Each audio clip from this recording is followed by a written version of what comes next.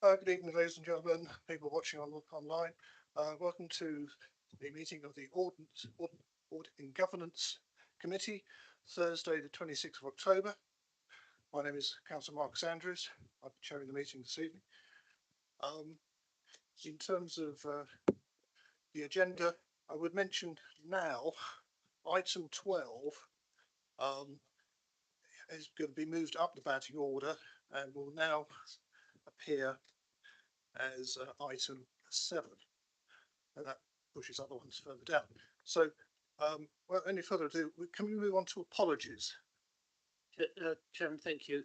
Good evening, everybody. I'll just start off with the housekeeping notice, which needs to go on the front of the live stream, and then I'll move on to the apologies and a couple of other notifications. Please note that this meeting of the Audit and Governance Committee is being recorded by the Council and will be published on the Council website for a minimum of 6 months. Any councillors or officers not in the room and wishing to speak, please use the raise your hand feature and switch on your video when invited to speak. Please could members in the room only speak when invited to by the chair and mute their microphones when not speaking. And finally, could I please ask members in the room to keep background noise to a minimum and switch off mobile phones and other devices for the duration of the meeting. Thank you, Chairman. Thank you. So go back to apologies. Have there any apologies? Sorry, Chairman, just a couple more things before we get to that. The first thing is to make the formal announcement that Councillor Sarah Armstrong has replaced Councillor Joe Salmon as the Green Party representative on the committee.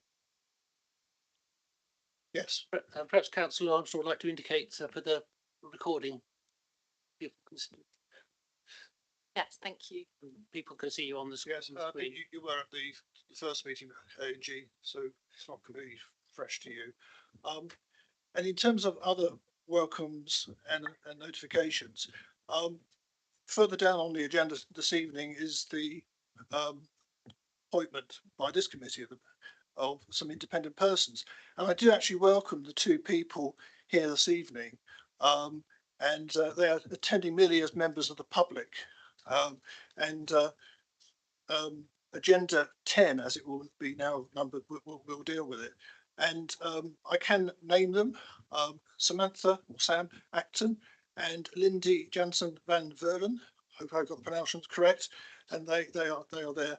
And we'll deal with it further later on as to where we go from there. And as I've said already, we've brought forward agenda item 12 to item 6. Thank you, Chairman. So on to apologies. We have received apologies from Councillor Richard Herrett, and Councillor Michael Tarling has been appointed as a substitute for Councillor Herrett. I noticed that Councillor Connolly, the Vice Chairman, is present online and not in the meeting, and she may want to say something in a moment, but just to remind members that she won't be entitled to cast a vote if voting is required. Always been named. Crispin Blunt.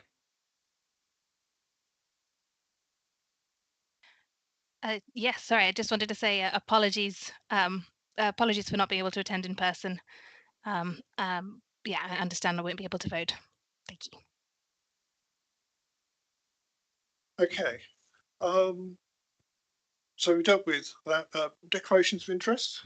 Yes. Have you received any?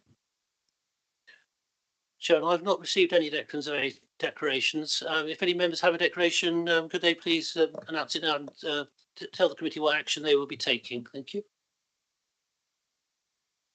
There's no indications. So item 4, confirmation of the minutes, is to confirm and sign as correct the record of the minutes of the meeting held on the 7th of September. Can I have somebody propose who's at the meeting? And proposer, Council will second. Thank you, Margaret. Sign them now. Mike's going over and done it.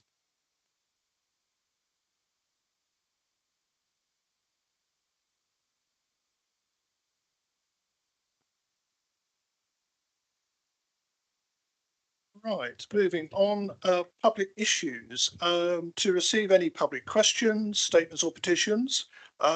Do we have any questions? Yes, Chairman, we've received 6 public questions, 3 from Mr. McKinstry, who's here tonight, and 3 from Mr. Redman. Mr. Redman isn't present tonight, but has asked Mr. McKinstry, as he's entitled to ask the questions on his behalf. And we have 2 public statements which will follow after the public questions, Chair. Okay, Ms. McKinsey, if you can find a space, can you? Perhaps on the other side for a change. Thank you.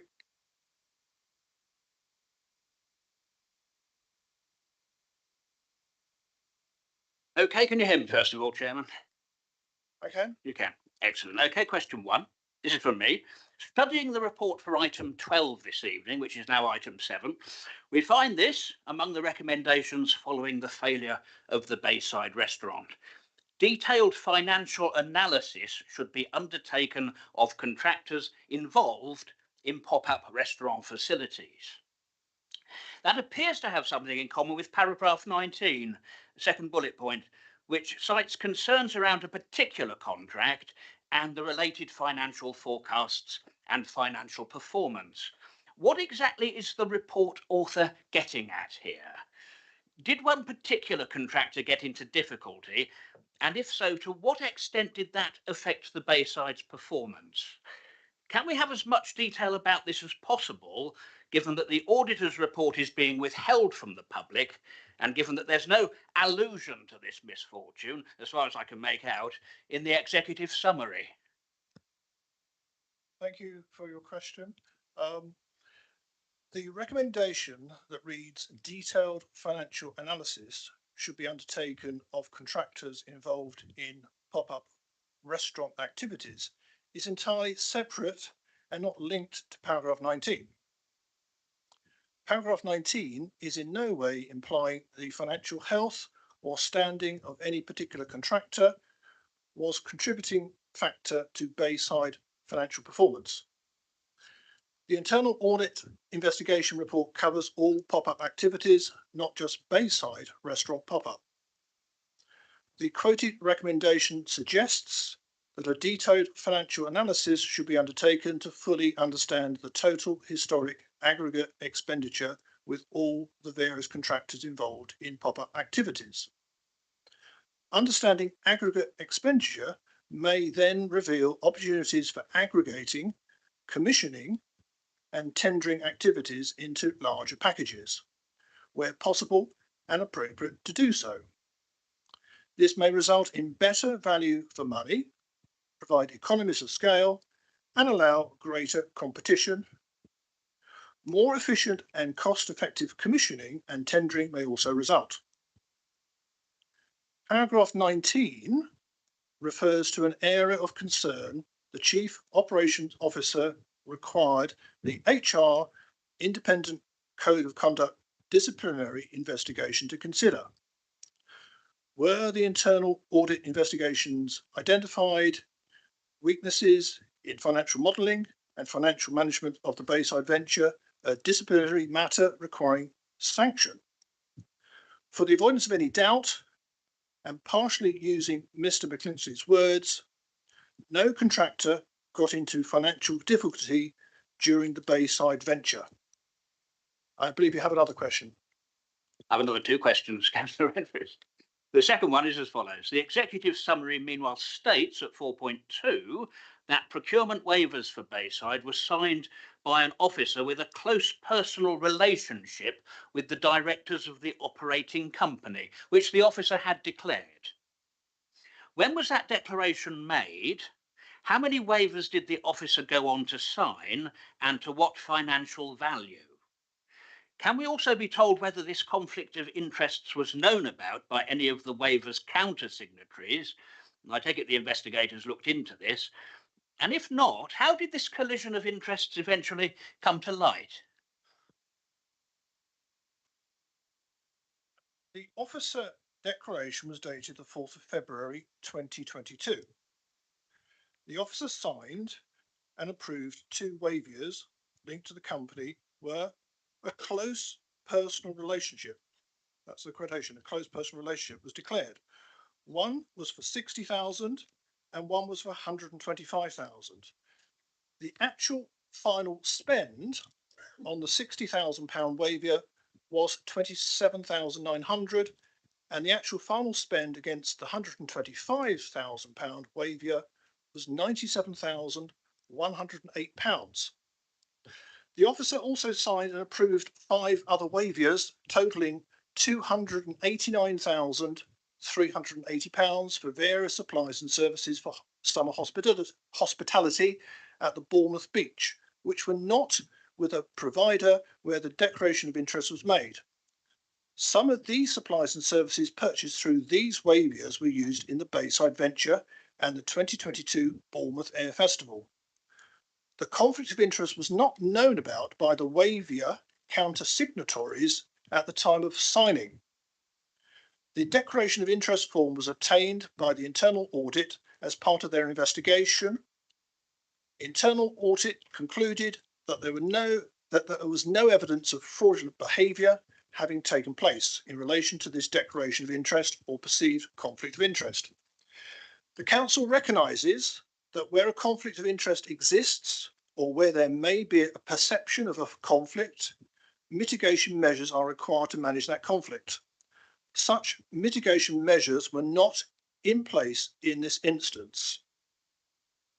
The Director of Commercial Operations has subsequently required all staff in the Directorate to review and update their declarations of interest, and any mitigations required have been agreed by the line managers, reviewed by the Director. And your final question, sir. Okay, finally, at public questions on the 21st of February at full council, the then portfolio holder for tourism and culture stated one advantage of using a mixed management model for seasonal offers, such as Bayside, is that it helps share the risk. Turning then to 5.1 of the executive summary and the £173,500 net loss arising from Bayside, what percentage of that loss has been borne by the council and what percentage shouldered by partners?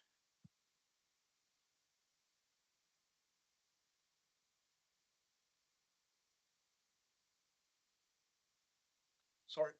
The previous responses to questions raised at full council explained that the mixed management model and helps. Can I just excuse mute my speakers here? Sorry, apologies.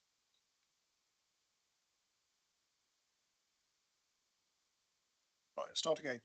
The previous responses to questions raised at full council explained that the mixed management model and helps share risks remarks referred to the overall pop-up programme delivered across the seafront, where a variety of operational management models were used to deliver the individual pop-ups.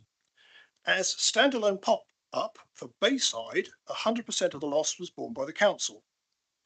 As a standalone pop-up for Bayside, the executive summary key finding at 4.2 reads, contract design was weighted heavily in favour of third-party operators with payment of a fixed fee plus profit share and no liability for losses. The recommendation at bullet point 10, paragraph 14 of the main report refers as follows. Contractual arrangements should ensure an appropriate balance of risk and reward. For the 2023 summer season, taking the recommendations from the investigation and wider lessons learnt into account, contractual arrangements similar to those used for Bayside Venture have not been used as the council recognises risks and rewards were not appropriately balanced. Thank you. And I think we have some other questions. I don't think Mr. Redmond is here. So, Mr. McKinsey, I think you'll be asking them on his behalf. Okay, Mr. Redmond's first question is as follows. In April, Bayside Restaurant announced bookings now being taken for August, indicating contracts had been agreed with suppliers. Catering and staffing waivers were signed by the service director on the 11th of July, by head of strategic procurement on the 14th of July, and approved by the head of audit on the 20th of July, at least 4 months late. Financial regulations say waivers and PDRs, procurement decision records, will not be granted retrospectively, and any such requests will be treated seriously and constitute a breach and may result in disciplinary action.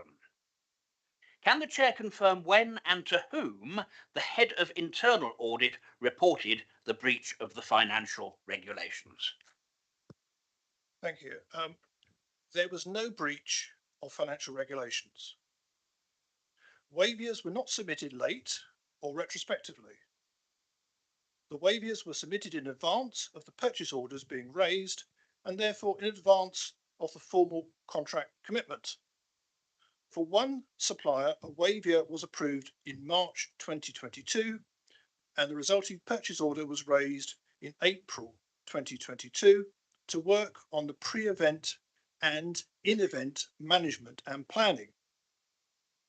The invoice for this work was paid by the Council on the 1st of August 2022. The pre-event planning work included taking advance bookings. Advance bookings were knowingly taken at risk before the decision was made by the responsible officer to go ahead with the Bayside venture, which occurred on or around the 22nd of June 2022. The catering and staffing waivers referred to in the question and signed in July were rightly raised and approved after the decision was made by the responsible officer to proceed with the venture. And you have another question for Mr. Redman. Okay, his second question of 3.5 of the Bayside Executive Summary says officers and third-party contractors raised concerns about the Bayside. Which third-party contractor raised concerns, when, and to whom? This information is restricted information, as described in paragraph 13 of the covering report. The when part of the question covers several comments made in April, May, and June, before this decision was made to eventually proceed, which was made on or just after the 22nd of June. And you have a third and final question. I'm just taking shorthand notes, actually. Yeah. Okay, third question from Mr. Redman. As the Bayside report has been withheld, can the Chair confirm how many pages it is in length and whether the committee have been provided with a completely unredacted copy? The full report is 22 pages.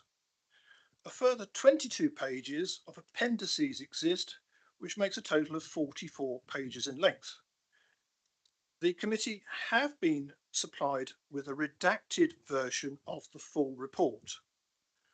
Redaction appears where council officers are named or where a third party individuals or suppliers are named.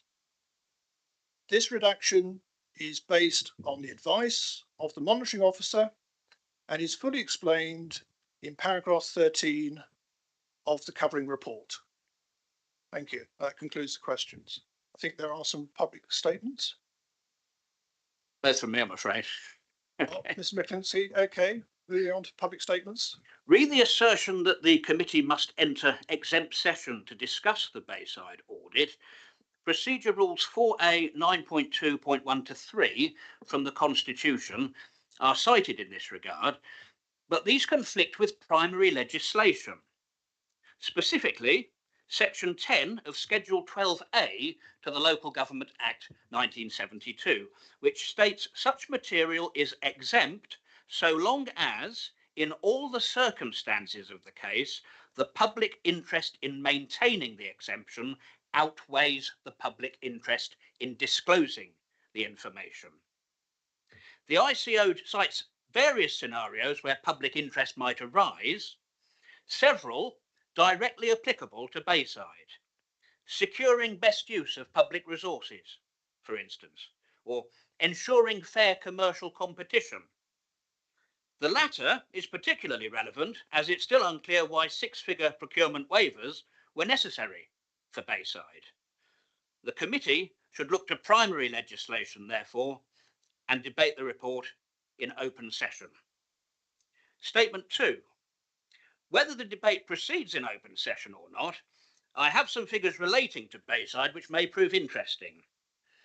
The catering receipts totalled £158,399.80. Unfortunately, the organisers anticipated receipts of £435,742. So while there were significant underspends, only £38,469 was spent on food, for instance, whereas the organisers budgeted for £77,613. The receipts were still way too low to generate anything near a profit. The anticipated net profit had been just £36,252. Other significant expenditure included catering staff, £51,705, bar staff, £45,404, drinks, £23,084, organisation and management, £19,300.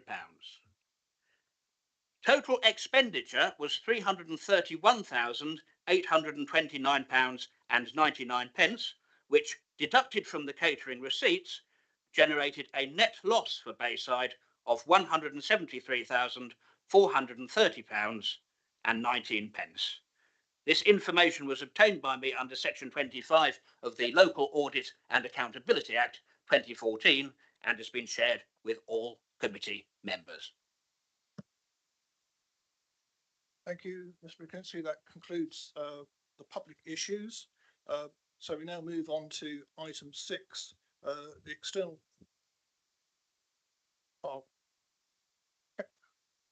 Councillor Mike Cox.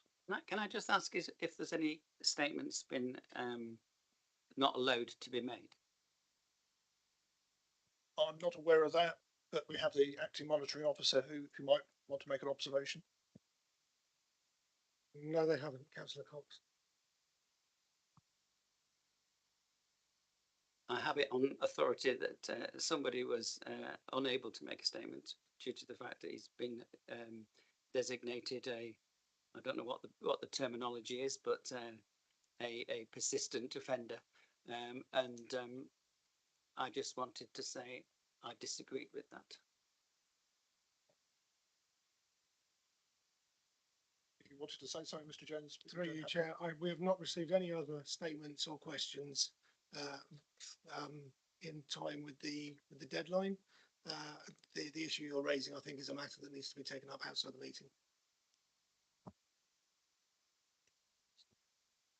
Oh, Councillor Beasley, you indicated as well. Thank you, Chairman. I wonder if we could ask Democratic Services to provide all members of the committee with the answers to the questions asked by Mr. McKinstry and Mr. Redman, all 6 of them, so that we got all of that in one place for the future. Yes, that would be useful because I didn't see them until just now myself. I would like them as well. Thank you. And clearly, if other councillors do contact Democratic Services for those, that they can be circulated to other councillors as well.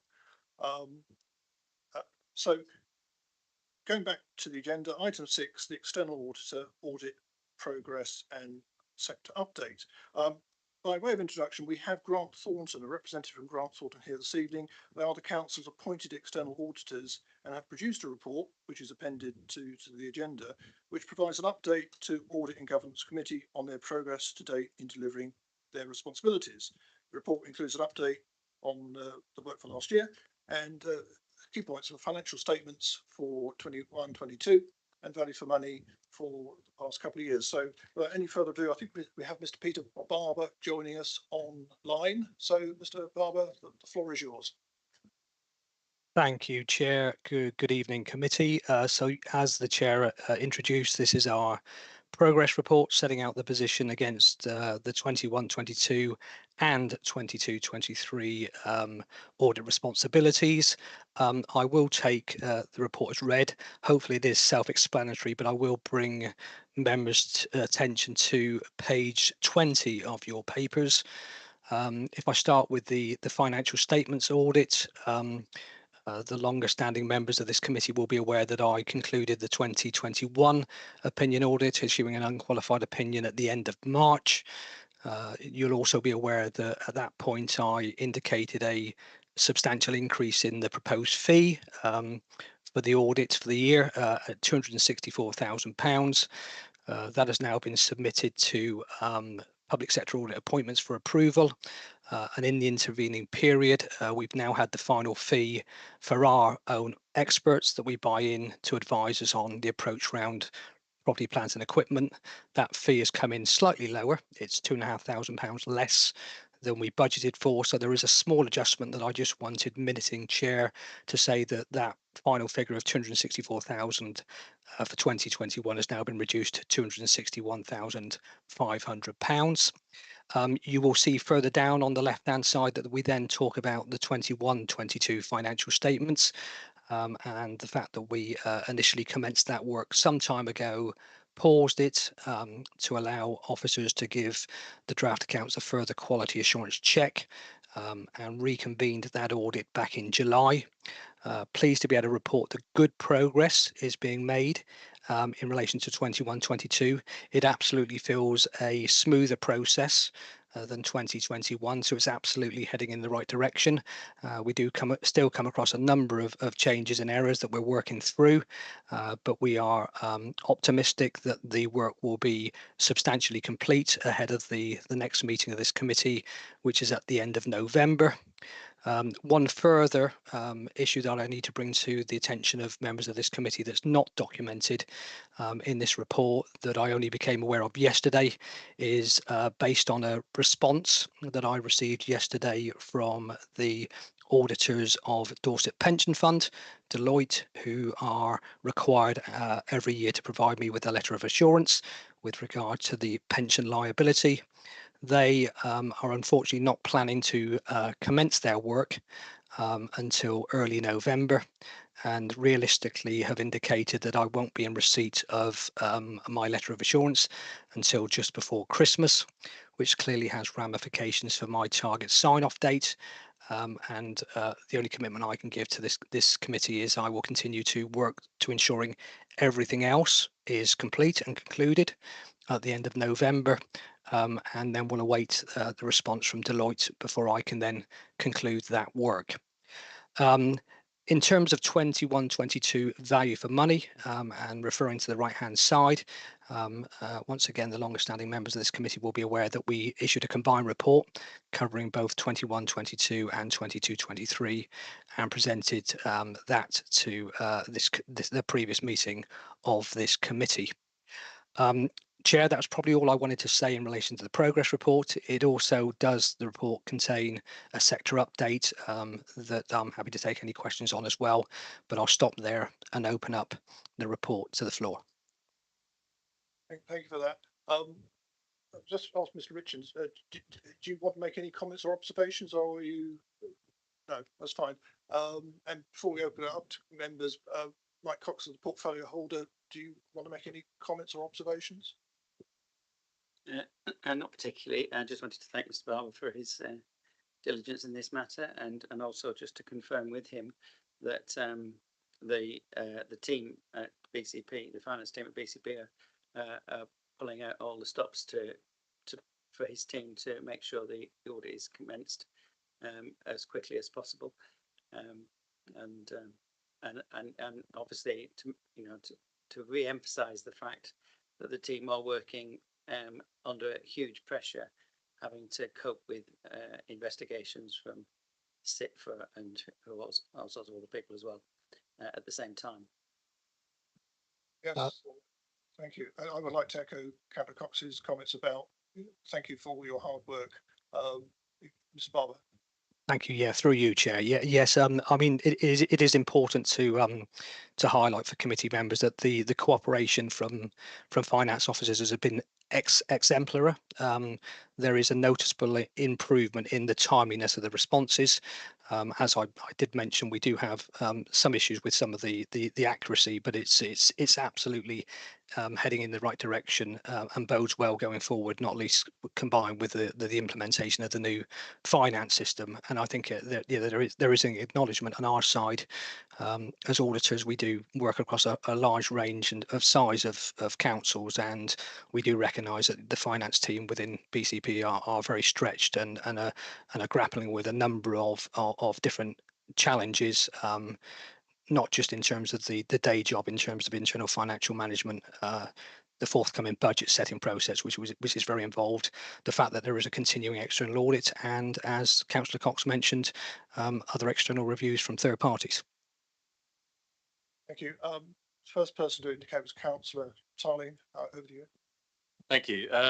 Thank you, Mr. Barber. On page 26 of the report regarding SEND deficits and budgets, so the last paragraph mentions about 40 councils are expected to receive safety valve funding, and it goes on talking about a significant number of councils are running services not sustainable.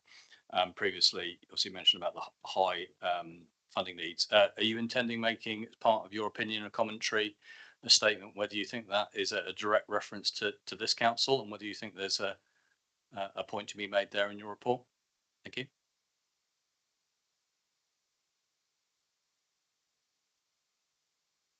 Oh, you're muted, Mr. Barber. Mr. Richards has indicated. Sorry, Chair. Yeah, through you, if I may. So clearly the SEND issue is well known, and we have referenced the direction of travel in that area of the council within our value for money report for 21-22 and 22-23. And I am aware that the Section 151 officer has highlighted this as a risk on a number of occasions.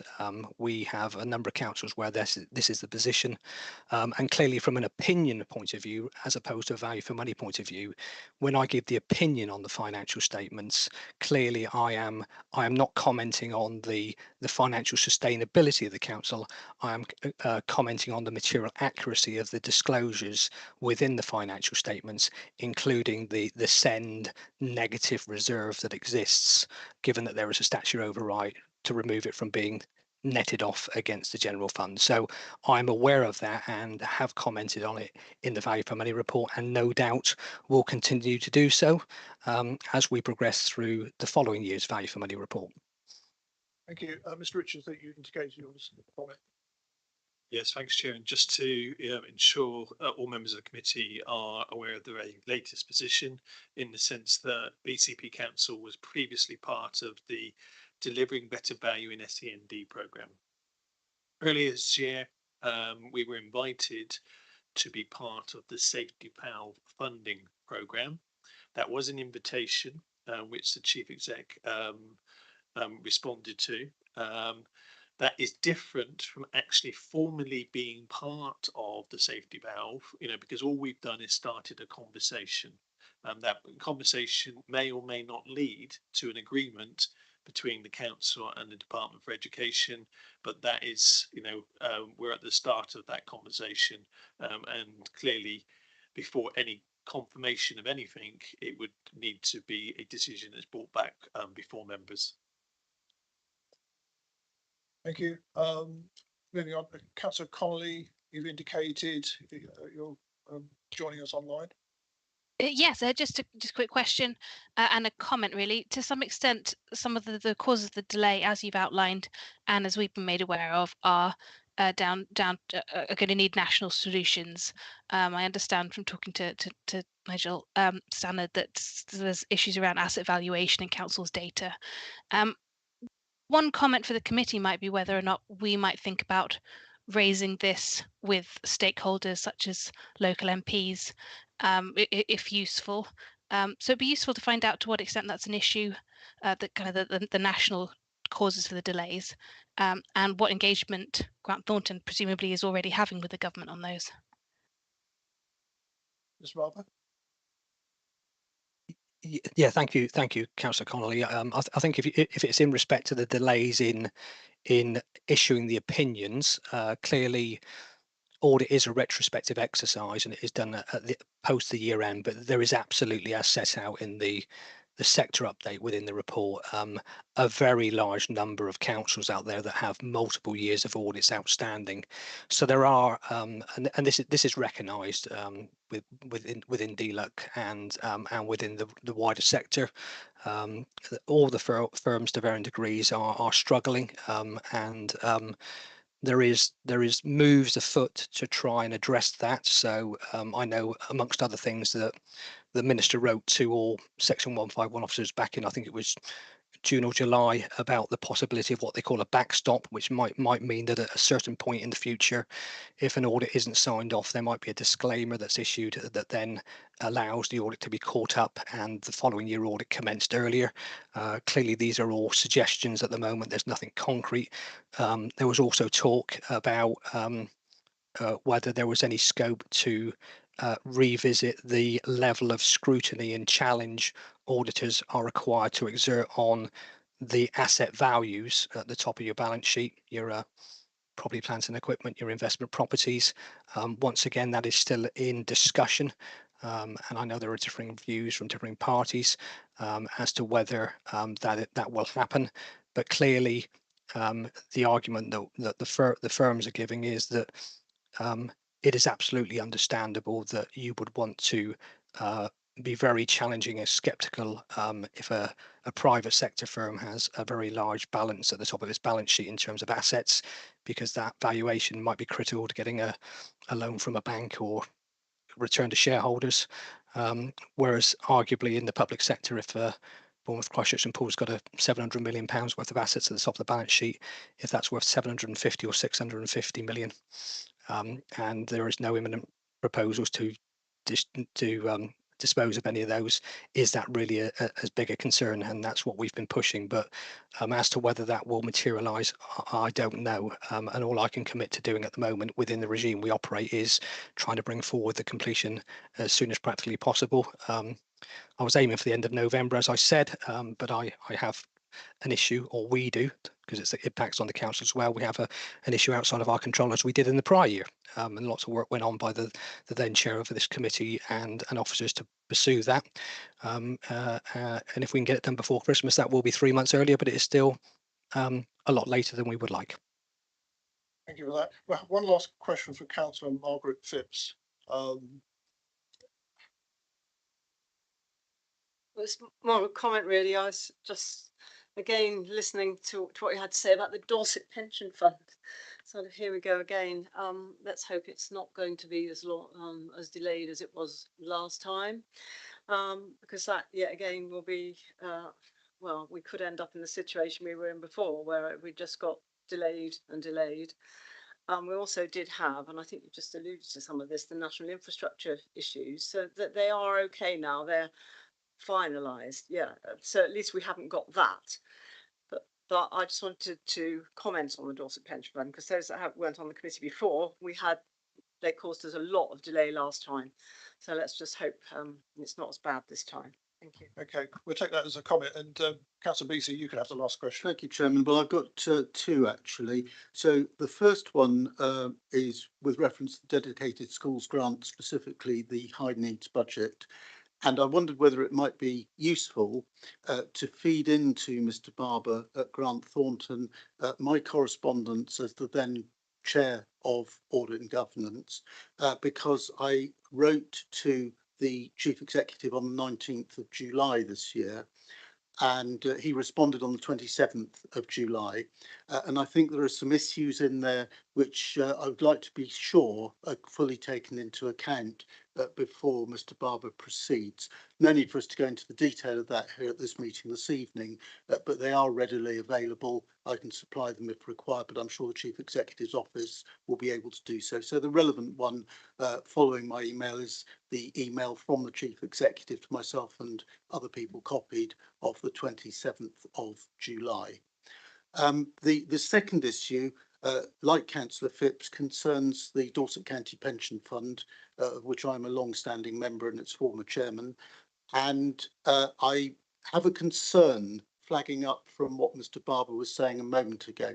It seems to me that the issue of delay has been largely around Deloitte being able to complete the work they do for Dorset Council.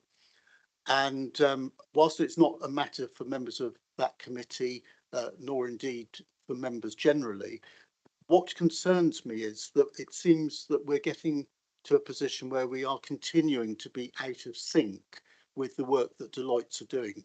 And it does seem odd that we can't get the various parties together to get those back into line.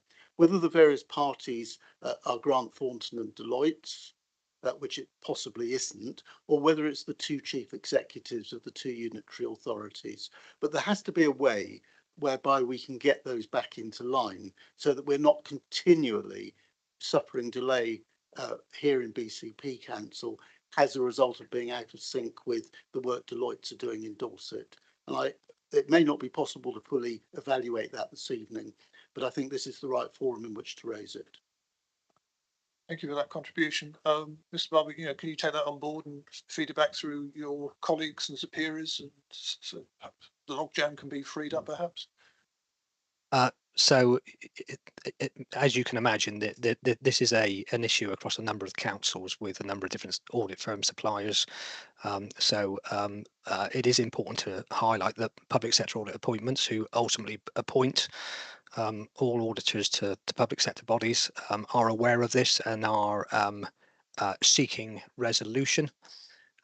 And also probably worth pointing out that clearly there will be some changes in audit suppliers of a number of councils with effect from 23-24, including a change in audit supplier at Dorset. Thank you. Okay, we do need to note this report. Can I have somebody to propose and somebody to second it that it's been noted? So Councillor Chapman-Law, Councillor Castle. Second it, yeah. Okay, thank you. So we now move on to item 7, which is printed in your printed agenda as item 12. And you're looking at page numbers, I think it's page 101. If you're looking at it electronically, and it's the internal audit second quarter 2023-2024 audit plan update. Basically, this report details progress made on the delivery of the audit plan for that period, and there's various highlights. Mr. Sano, can you introduce this? Because obviously there's some bullet points there in the printed agenda, but you may want to sort of summarise that and then we can move on to the meat of what's in that report. Thank you. Thank you, Chair, and good evening, members. At this point, through you, Chair, may I defer temporarily to Richard Jones, who wants to make a statement about the redacted element to make some explanation to members. Okay, over to you. Thank you, Chair. There's 2 points actually I wish to just cover and address. One, the reasons for the redaction of the information from the documents provided to councillors, and the second in relation to the reasons for recommending that Appendix 2 to the report is considered to contain exempt information. So in relation to the redaction of information, councillors will be aware through training that they're not automatically entitled to access all information held by the authority. Access to information must be proportionate to the matter in question, and in this instance the committee is being asked to note the progress made against the delivery of the internal audit plan and to determine if further explanation and assurance is required in response to high priority recommendations. To be clear, the committee is not undertaking the investigation, is not assessing business viability, and has no jurisdiction or responsibility to manage staff disciplinary matters. It was therefore concluded that the provision of a redacted version of Appendix 2 was proportionate to permit councillors to consider and determine the report recommendations. It is acknowledged that the anonymised version of the redacted appendix, it is acknowledged that an anonymised version of the redacted appendix referencing Officer A, B, or Councillor A, B would have been beneficial, and officers have taken this on board for future reports requiring redaction. If I can just go on to the application of exempt information, the council seeks to be as open and transparent as possible and to make reports open to the public wherever possible. However, there are occasions when it is legitimate to exclude the press and public from meetings when it is considered that the publication of a document would otherwise involve the likely disclosure of exempt information. Appendix 2 to the public report is considered to contain exempt information according to the categories set out in the Local Government Act 1972, Schedule 12A, as amended. The relevant exemptions are information relating to any individual, information which is likely to reveal the identity of an individual, information relating to the financial or business affairs of any particular person, including the authority. A public interest test has been applied, and it is concluded that the public interest in maintaining the exemption outweighs the public interest for disclosure at this time. In undertaking the public interest test, regard has been had to the factors for disclosure and for withholding the information. The reasons why the public interest favours withholding disclosure are the disclosure of personal information would likely contravene data protection principles. The personal information which would be disclosed in the appendix was published. If the public personal information in the appendix was published, that may cause harm, distress, or detriment to the individuals concerned. It is considered that the public interest for disclosure has been served by the disclosure of the main report, executive summary, and recommendations. And it is vital that procurement and commercial opportunities for the council need to be healthy and competitive, which might be lost if the council published commercial interests of third parties it engages with. Disclosure could lead to the loss of trust and third parties may decide not to enter into future contracts for future services if their details of bids will be disclosed publicly. Disclosure of bids could further affect their business. The public interest test has been considered, and in all the circumstances of the case, the public interest in maintaining the exemption is considered to outweigh the public interest in disclosing the information. It is therefore recommended that the meeting resolve to exclude the press and public if the committee is minded to debate the content of Appendix 2. Thank you, Chairman. Thank you very much. Yeah, I should emphasise, obviously, there is the report, which we've got in effectively two bits, the public report and the bit which is restricted for members only. And particularly if people want to ask questions or to discuss things which are in the restricted part of the report, we will have to go below the line. I want to keep this meeting in the public domain, full stop. So if members can respect that particular aspect. Mr. Stannard, do you want this matter back now? Thank you, Chair. I appreciate councillors will wish to swiftly move to the Bayside elements of this report, but I would just like to briefly draw attention to some other matters first. On a general note, delivery of the 2023-24 audit plan is progressing well. I have no professional concerns at this stage that I may need to consider a limitation of scope statement in my annual opinion report. This, you'll recall, is where either resources in the internal audit team or elsewhere in the council result in limited audit coverage, and in turn impacting on my ability to give a robust and evidence-based annual opinion. In the usual presentation style of this report, there is a brief explanation at paragraph 5 why the care leavers offer audit opinion was a partial assurance, and I'll be happy to take any questions on that. Paragraph 10 shows that we've been busy with grant certification work this quarter. £12.7 million worth of grants have been audited and certified in line with those grant conditions. There is also a brief update on a breach of financial regulations that was reported to you in July. That starts at paragraph 24. Councillor Phipps requested this update at that meeting. Finally, before moving to Bayside, please note the great news at paragraph 27 that we have successfully recruited 3 young apprentices who started in September and have settled in very well. So moving back to Bayside and the wider pop-up investigation, which runs from paragraphs 11 to 22, I circulated a briefing note prior to the committee to councillors, and I just wanted to repeat some small elements that for the public record. So the executive summary of my team's audit investigation is shown at Appendix 1. This summarises the key findings. We've raised 18 recommendations, and these are shown at paragraph 14 in bullet point form. These recommendations are constructive to prevent something similar occurring in future and to learn lessons. Any questions that councillors may have on paragraphs 11 to 14 or Appendix 1, please address those to me. Paragraph 15 to 22 explains the actions taken by the responsible service area following the audit investigation. These paragraphs have been authored by my colleague Amanda Barry, the Director of Commercial Operations.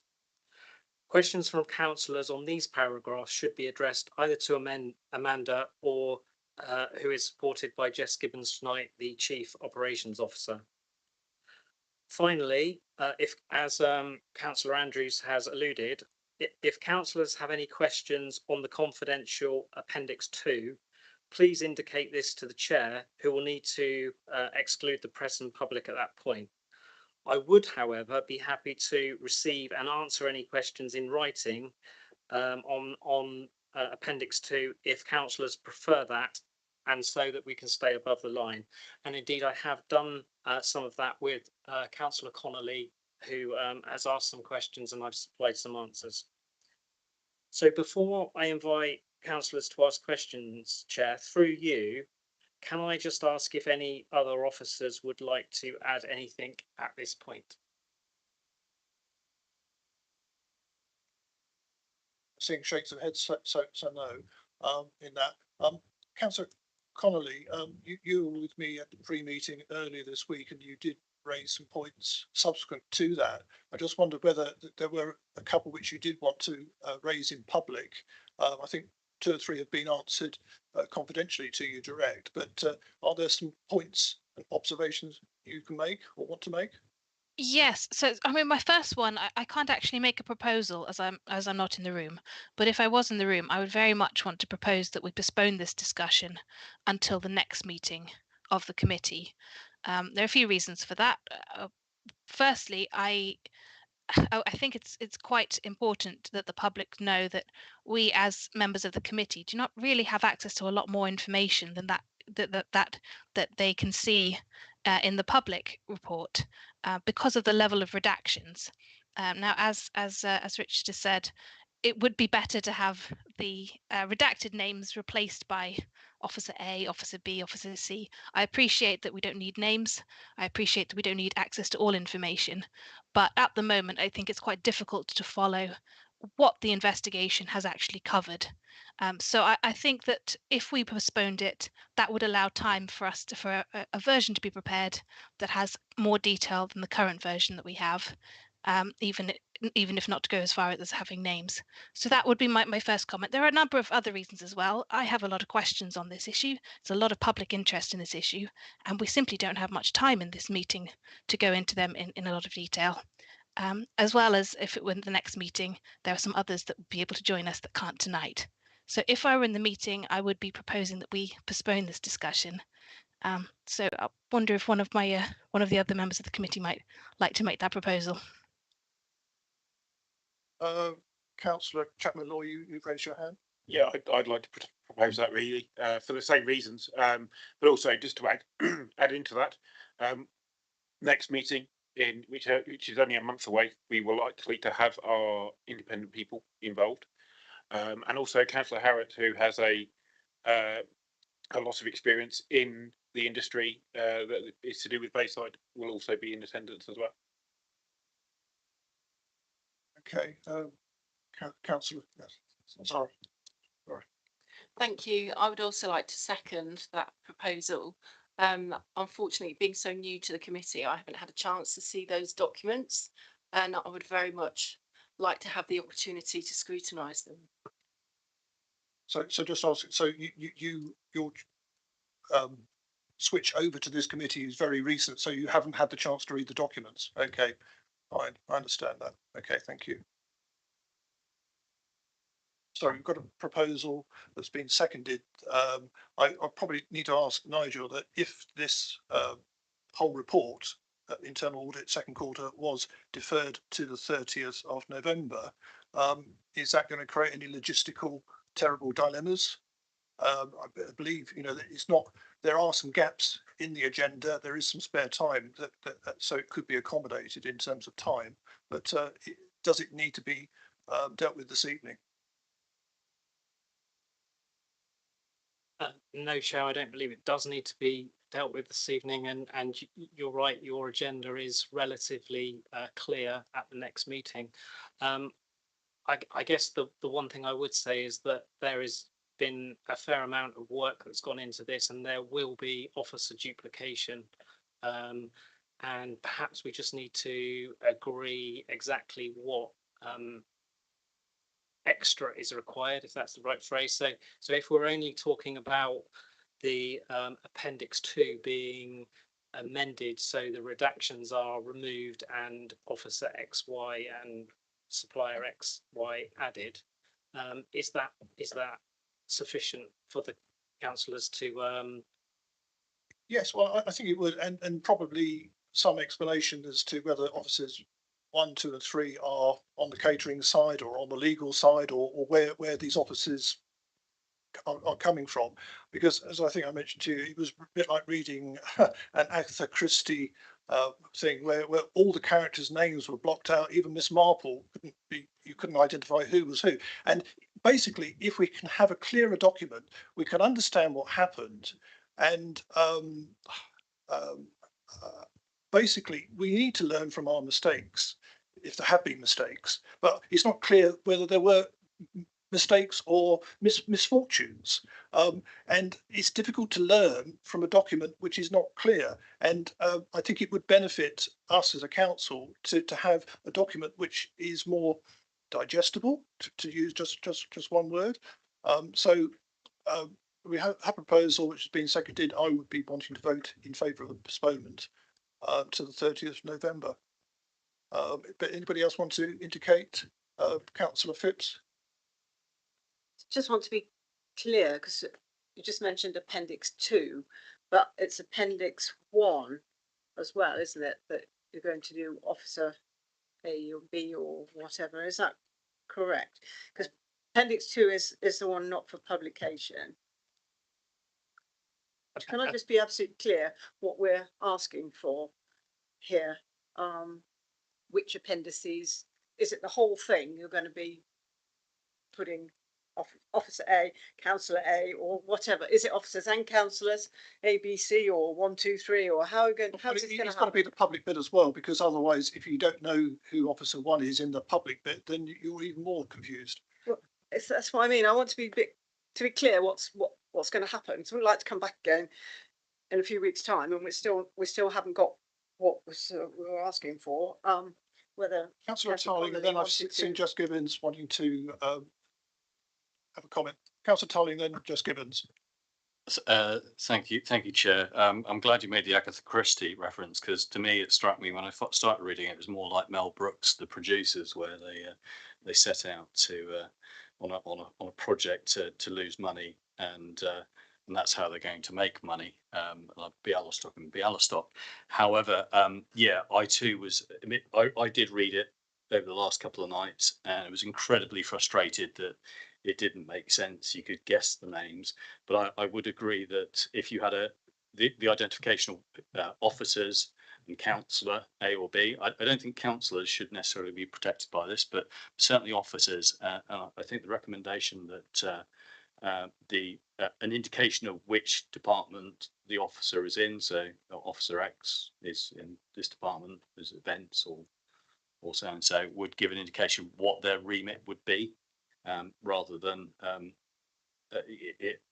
actual name, a sort of cast. Then if there's somebody is a contractor, if the third party are not BCP person, that should be contractor XYZ, perhaps. I don't know. So it's very difficult to guess who's who. Absolutely. I was angry and frustrated reading the report over the last couple of nights because it just literally didn't make sense. It was almost worthless, I'd say, in its format. Just give us, because I think you've got to go soon anyway.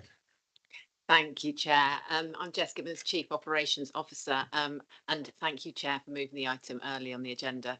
as I'm going to a Black History event after this.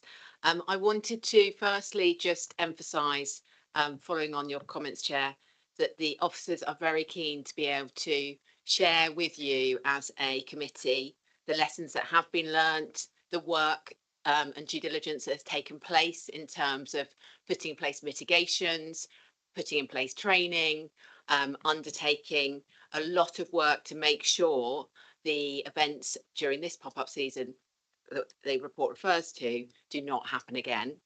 We're really keen to be able to share that evidence with you and to share the journey and get your comments on that so we can continue to do better and continue to learn.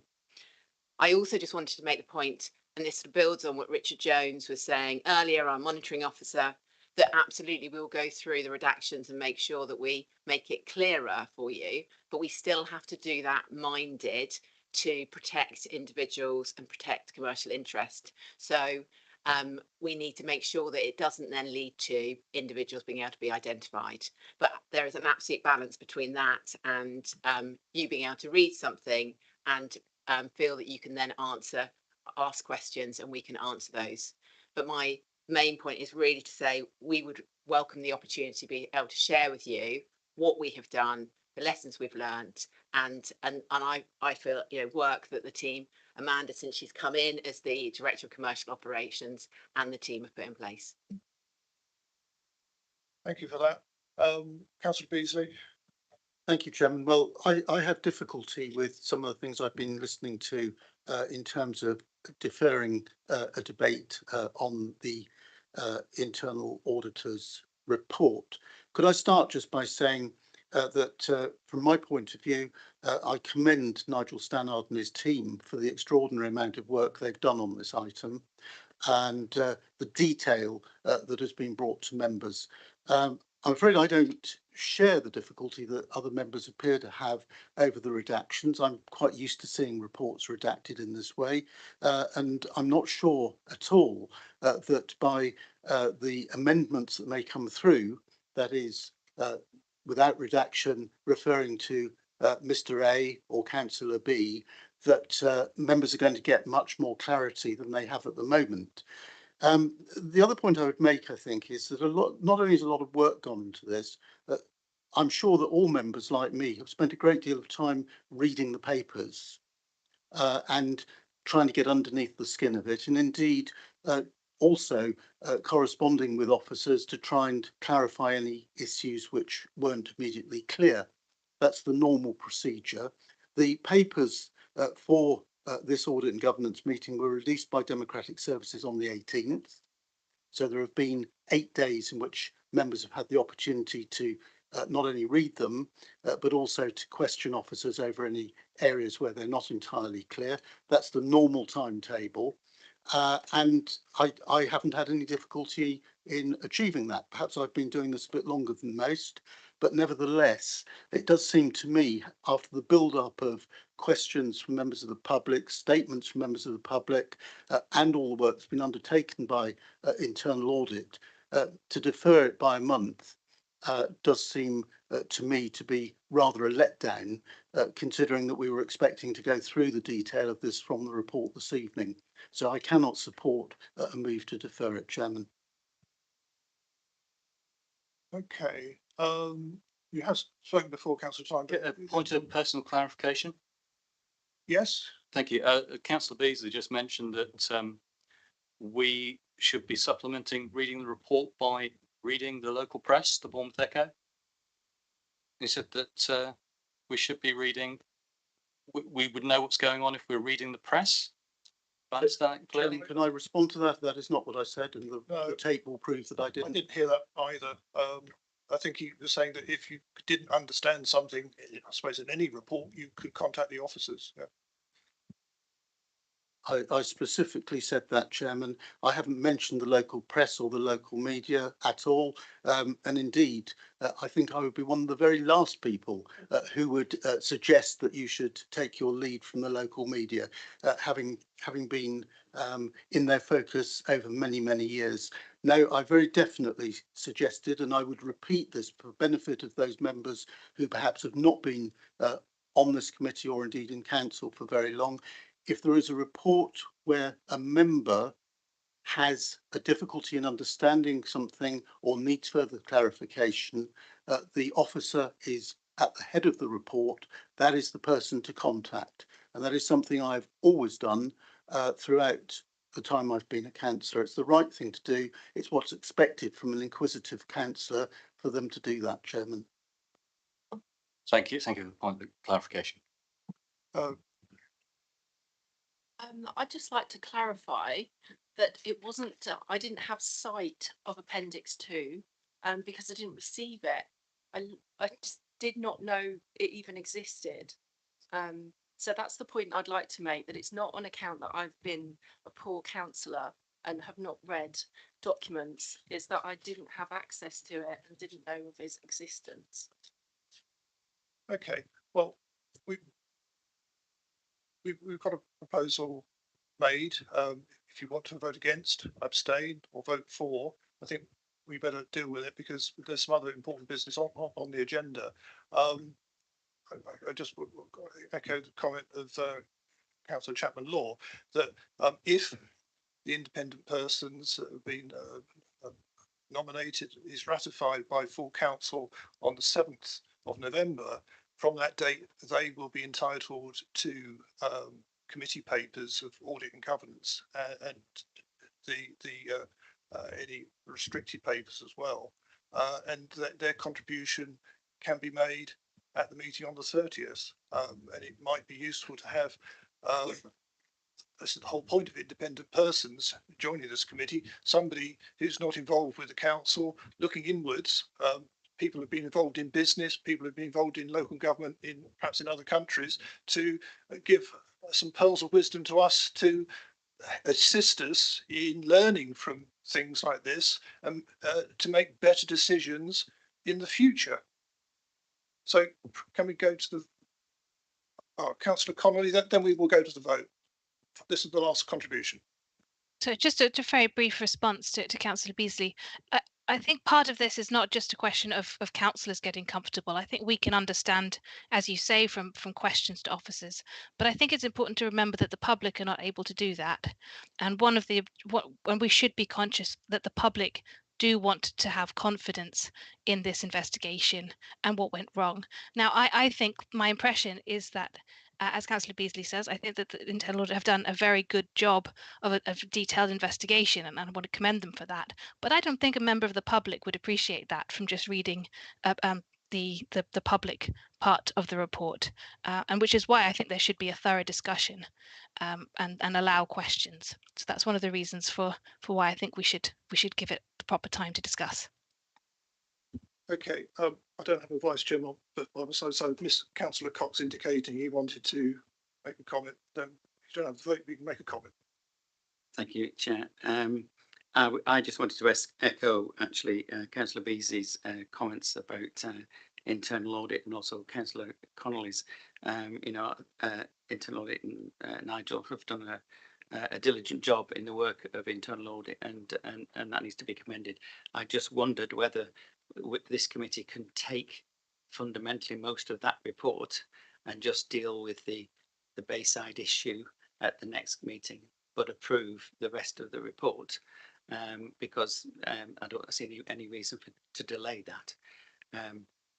But on the matter generally, I have to say I have severe concerns, and I do fundamentally disagree with the legal opinion that has been made here in terms of the reasons for the redaction, the reasons for withholding. I do not think it's proportionate to redact in the way they've done, and I do think it's in the public interest for as much as possible to be seen. It actually putting things out in the public is a form, as far as I'm concerned, a form of cleansing the rumour bill that goes around here. And as Councillor Connolly absolutely quite rightly said, that it is not just a matter of this committee, it's the public perception of this council that is actually at risk here, as far as I'm concerned. People are thinking the worst, and this, unfortunately, this Bayside report just feeds that rumour mill. So I think there are three lessons to be learned from this, from what I've seen in this report. One is the fact that we need to be as transparent as possible. Yes, we do need to you know, protect our employees and protect our commercial interests.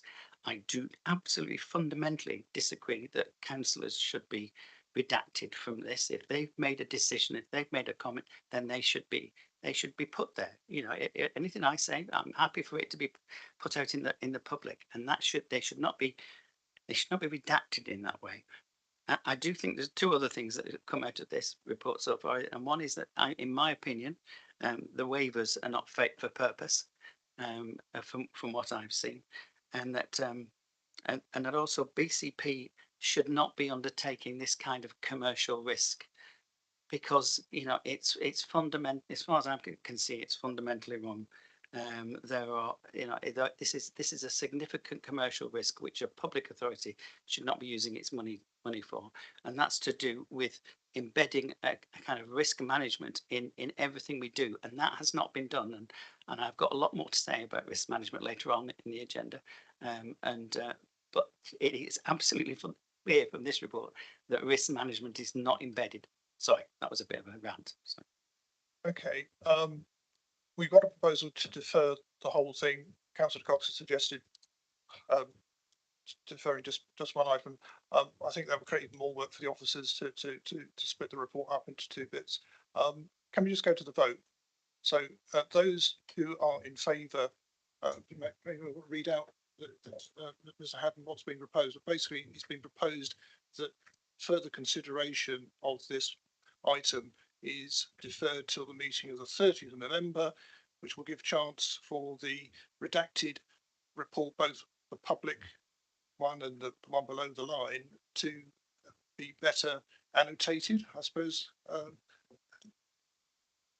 to you. I think that's exactly it, Chairman. I think you summarised it perfectly. Yeah. So could I just ask, sorry, appendix 2 then, that will still be below the line if all the redactions are changed? I mean, do we not have, as was said in statement 1, that the public interest potentially outweighs? That is the intention, to have the document which is below the line, which is as redacted as the bit above the line, to have to stay below the line, but for both documents to be annotated with Officer 1, Contractor 2, Officer whatever. Say it's difficult to guess who's who, so I can't give you a list of characters, I'm sorry. So can we have those in favour of that proposal indicating, please? 1, 2, 3, 4, 5. Those against? 1. And then I think there's a couple of abstentions, two abstentions. So that's been carried. So we move on from item 7. Those who want to go can go. And we're moving on to item 8, which is the Treasury Management Monitoring Update for quarter 2, 2023-2024. And that's Adam Richards.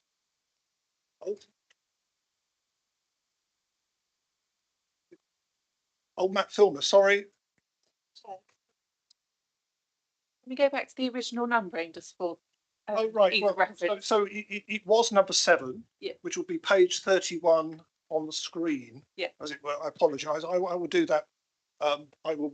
Thank you for that prompt. I will carry on giving both numbers.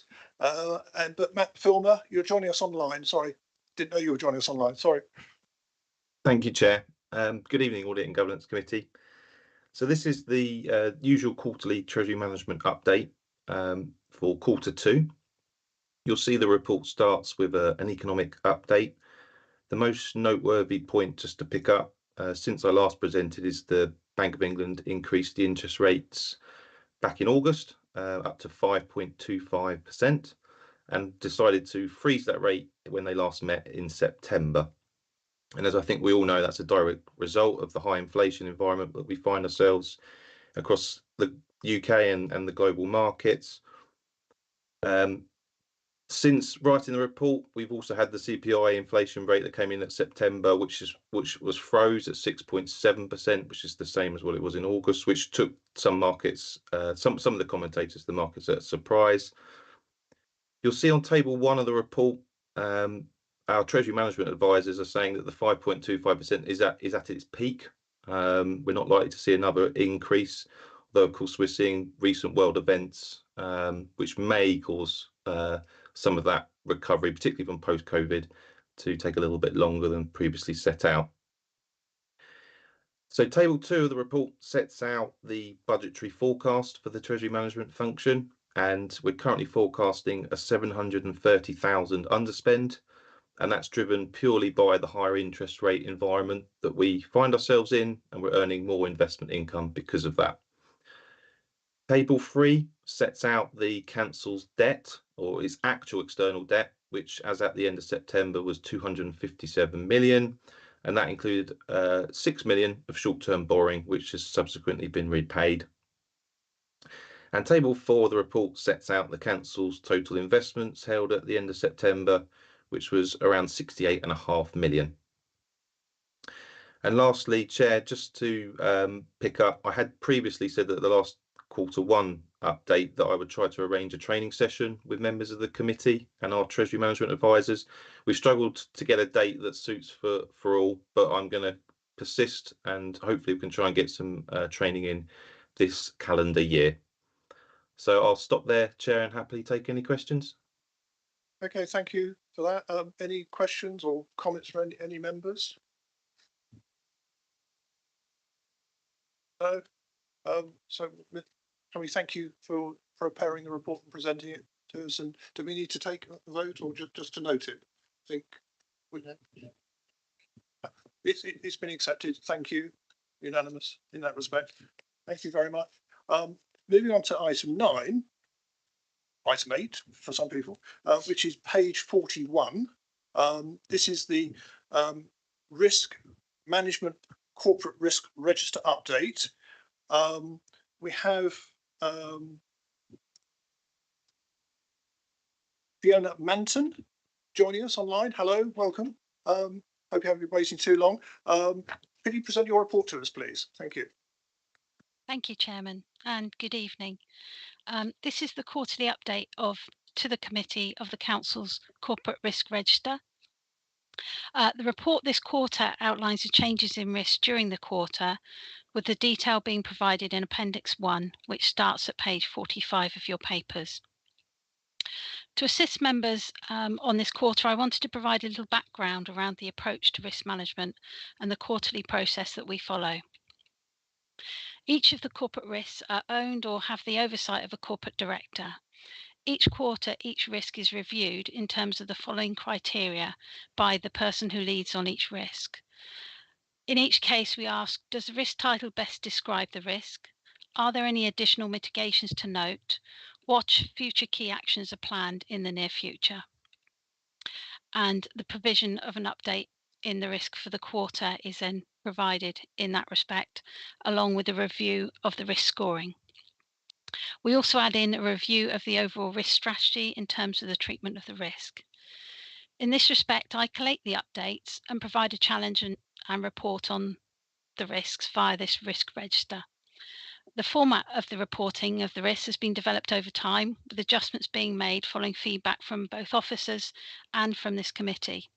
I'm always happy to receive feedback and adjust the style of reporting if that would assist members in their understanding or review or challenge of risks.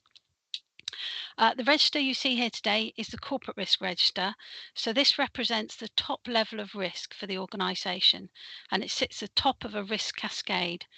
By this I mean that sat below this risk register are directorate, project, and in some instances team risk registers. On the completion of the quarterly reporting cycle, the corporate risks are routinely shared with the risk champions in each directorate, who use this information to inform the reviews of their own risks. To ensure the completeness of this process, directorate risk registers are on occasion reviewed as part of the corporate quarterly review process. And during these reviews, CMB may consider if any risks need to be escalated via this process. In addition, and on an ad hoc basis, directors may escalate individual risks for consideration as corporate risks. And again, these would be presented to CMB by the relevant corporate director. This is an ongoing and dynamic process. Risk management continues to develop, and both the review process and reporting will continue to evolve to ensure it remains fit for purpose for the organisation. On this point, I would mention that work is ongoing to develop a new risk management policy for the Council. We have had in place a policy for BCP since day one of BCP. This was a hybrid policy which drew in parts from the Legacy Pool and Legacy Bournemouth Council policies. This has purposely been left in place whilst the Council has formed an identity and established itself as a new organisation. Now is the time we feel it's optimum to conclude the policy development phase, and this will provide a new framework for the consideration of risk. This will take into account both the dynamic nature of risk and the environment in which the local authority operates. And this policy, it will be suggested, is reviewed annually to reflect the changes in the external and internal environment. In relation to this quarter's updates, to assist the committee, at paragraph 8, the material updates to the risks are outlined. In summary, risk CR4, loss or disruption to IT services and networks from cyber attack. This risk has been updated for the quarter, and as part of this update, the net risk score has been increased. This is reflective of the external environment and the reliance that the Council has on its IT systems. Risk CR14, continuity of public health arrangements for health protection. This risk has been updated to reflect the current position. This is a risk that will be given more consideration during the next quarter to see whether it needs to continue to be framed or reframed, and whether it still remains as a corporate risk or whether it's a risk that can be managed at a service level. So we'll be reporting a further update next quarter, particularly on this risk. For the information of members, I'd like to draw your attention to a typing mistake on page 55 of my report. My apologies, but the risk strategy that I've named there, I've stated as threat, when of course this should read treat. So this has been updated to make sure it doesn't reoccur. At the stage of finalising this report, questions were raised by Councillor Cox in relation to the net scoring of 3 risks and whether these 3 risks should see their scores increased. The risks in question which were queried were CR9, failure to maintain a safe and balanced budget, CR13, failure to deliver the transformation programme, and CR21, impact of global events causing pressure on BCP Council and increasing service requirements. Now, the position on each of these risks will be reviewed over the next month, taking into consideration the feedback that's been provided, and we'll look at these risks individually and also whether there are any other impacts on other risks or whether any new risks need to be added or considered. Finally, I'd like to draw your attention to Appendix 2. We've provided a summary of the risks and their scoring over the last 12 months. And this shows the direction of travel in terms of each of the risks. Thank you for the opportunity to present my report. I'm happy to assist where I can with any questions. Thank you. Thank you for that. I've got one comment stroke question, which is not actually originated from me. One of our independent persons has already started working for us, seemingly, and on page 54 of your report, I will thank Sam Acton for this, target dates for action agreed. It is an ongoing risk. However, target dates for the bullet points 1 and 2 are not unreasonable, surely.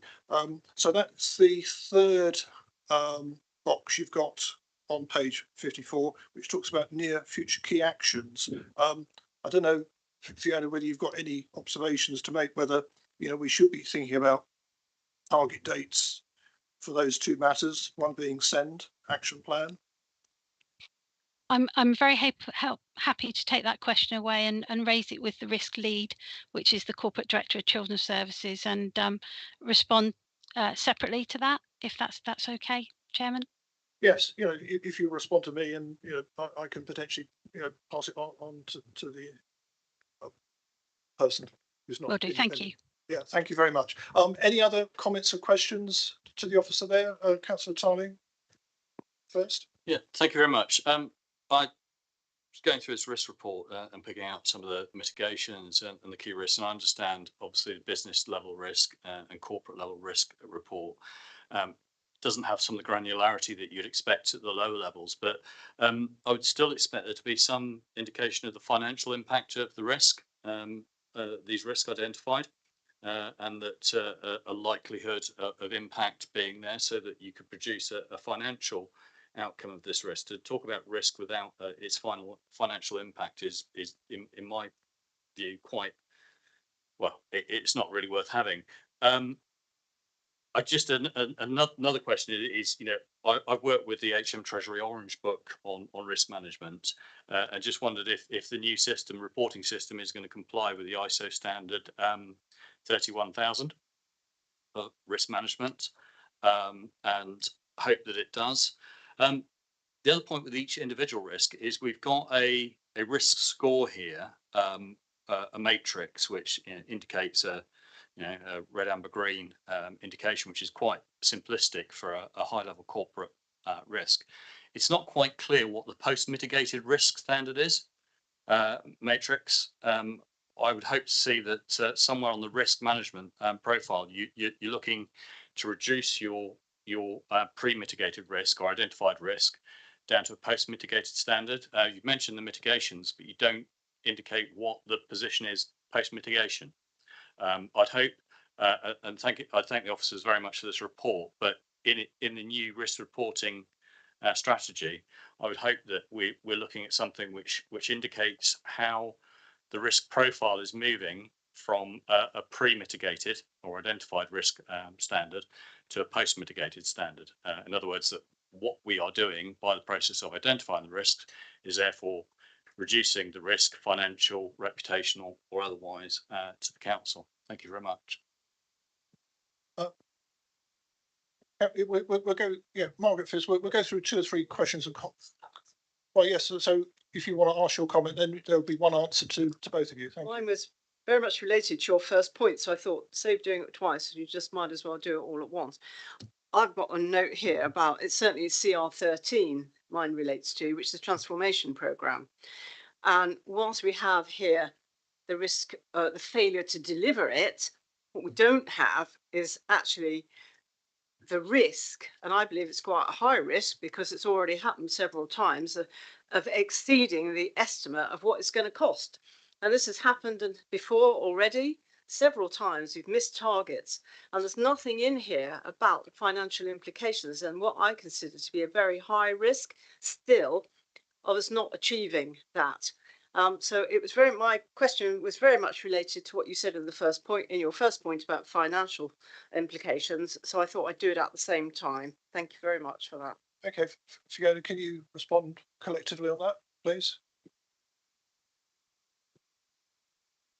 Yes, I will. I'll take away the last point mentioned around the exceeding the estimate of what it was going to cost in terms of the transformation risk, and raise that with the risk lead. And I will come back to you on that one. In terms of the effect or the impact of mitigations on each risk, we show a gross risk score, which is a score before the risk is treated in any way. The net risk score is the next level, which demonstrates the application of the mitigations. And then there's a target risk score, which is obviously once we've completed the treatments where we intend or are directing that risk to be.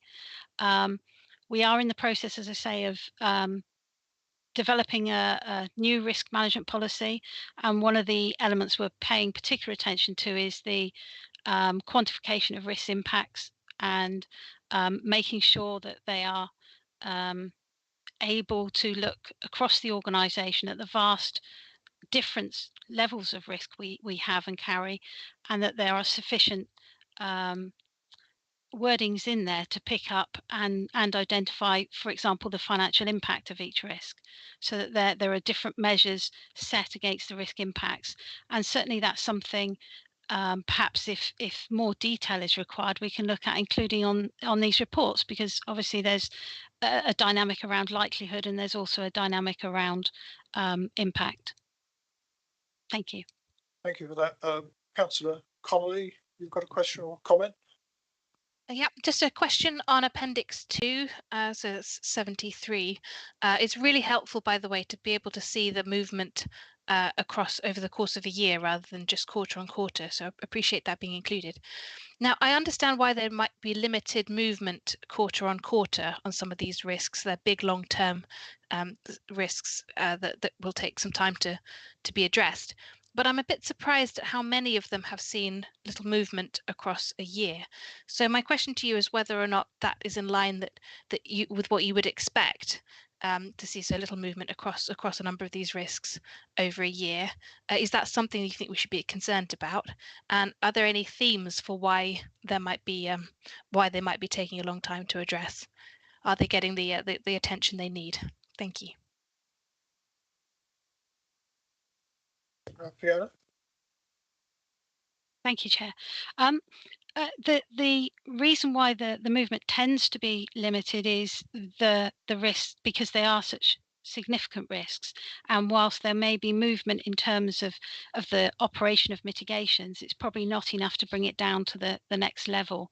I think possibly what might be helpful in future is perhaps if we give a direction of travel in terms of the risk, rather than saying it's not moved, but actually we're saying we're satisfied that the mitigations or the actions are keeping it in the right direction, or alternatively saying it's not going in the right direction and these are the reasons why. So perhaps in terms of reporting, if we provide a little bit more detail in that respect in our quarter update, that would give you an indication that whilst scores aren't changing, the direction of travel is the way we want it to go, or if it's not the way we want to go, being open and transparent about that.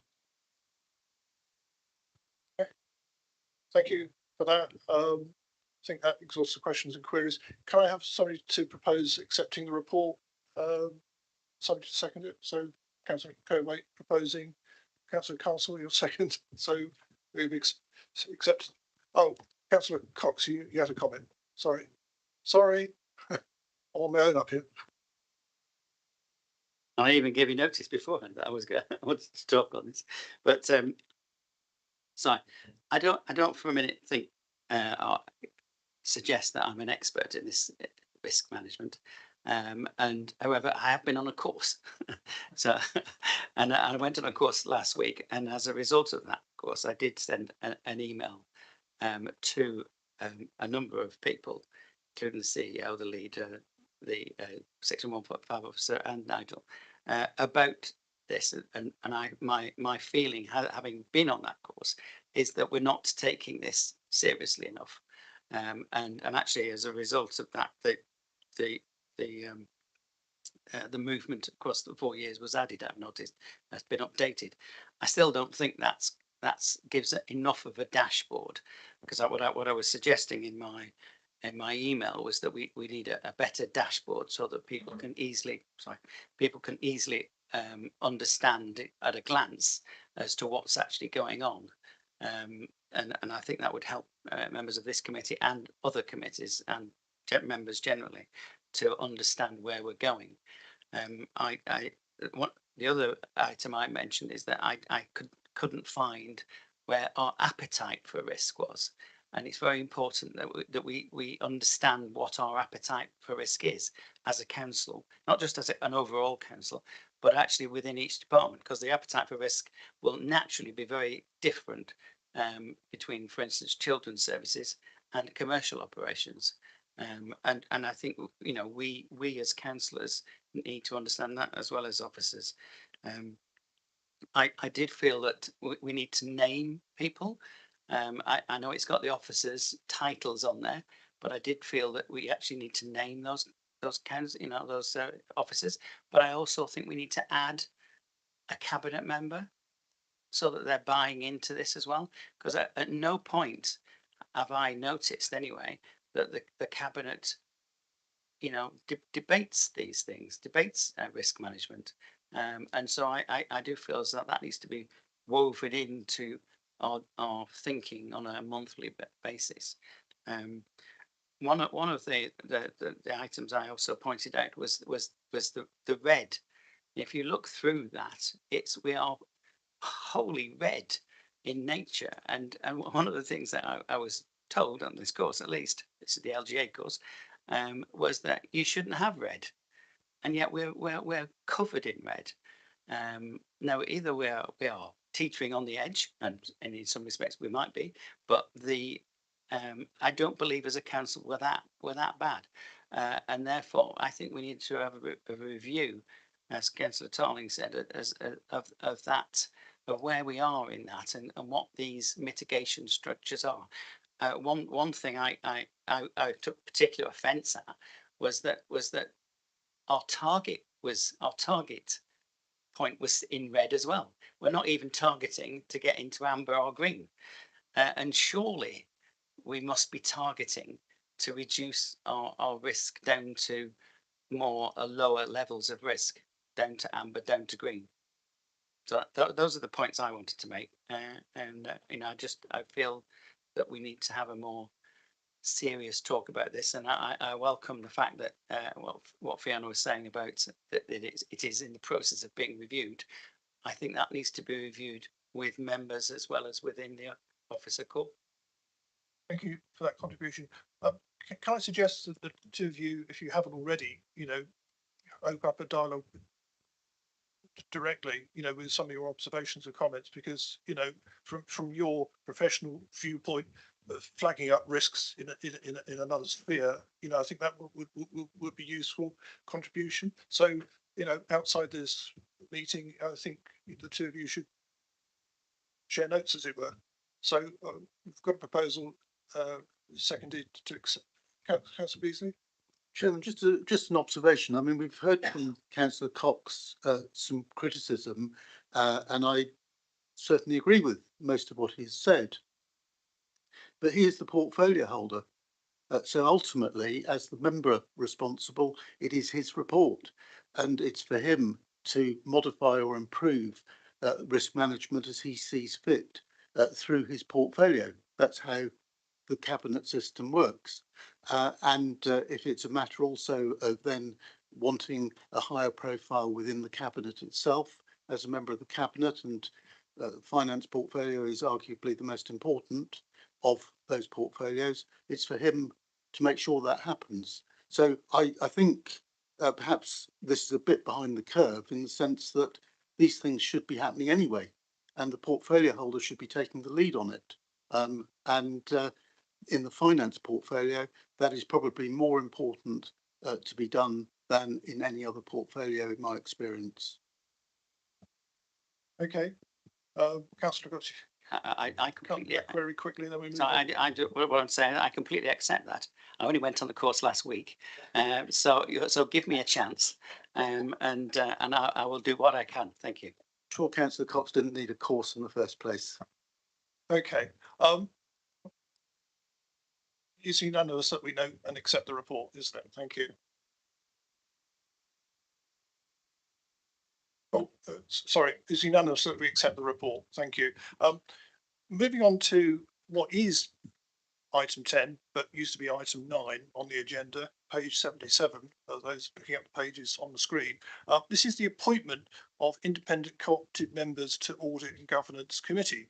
It's been alluded to already in my introduction a couple of times during the evening, but without any further ado, I will want to pass over to Nigel, who very ably assisted the working party that identified the two successful candidates to introduce and explain what we are intending to recommend to the committee. Thank you. Thank you, Chair. As you say, this report is the latest update on appointing two independent individuals to the Audit and Governance Committee.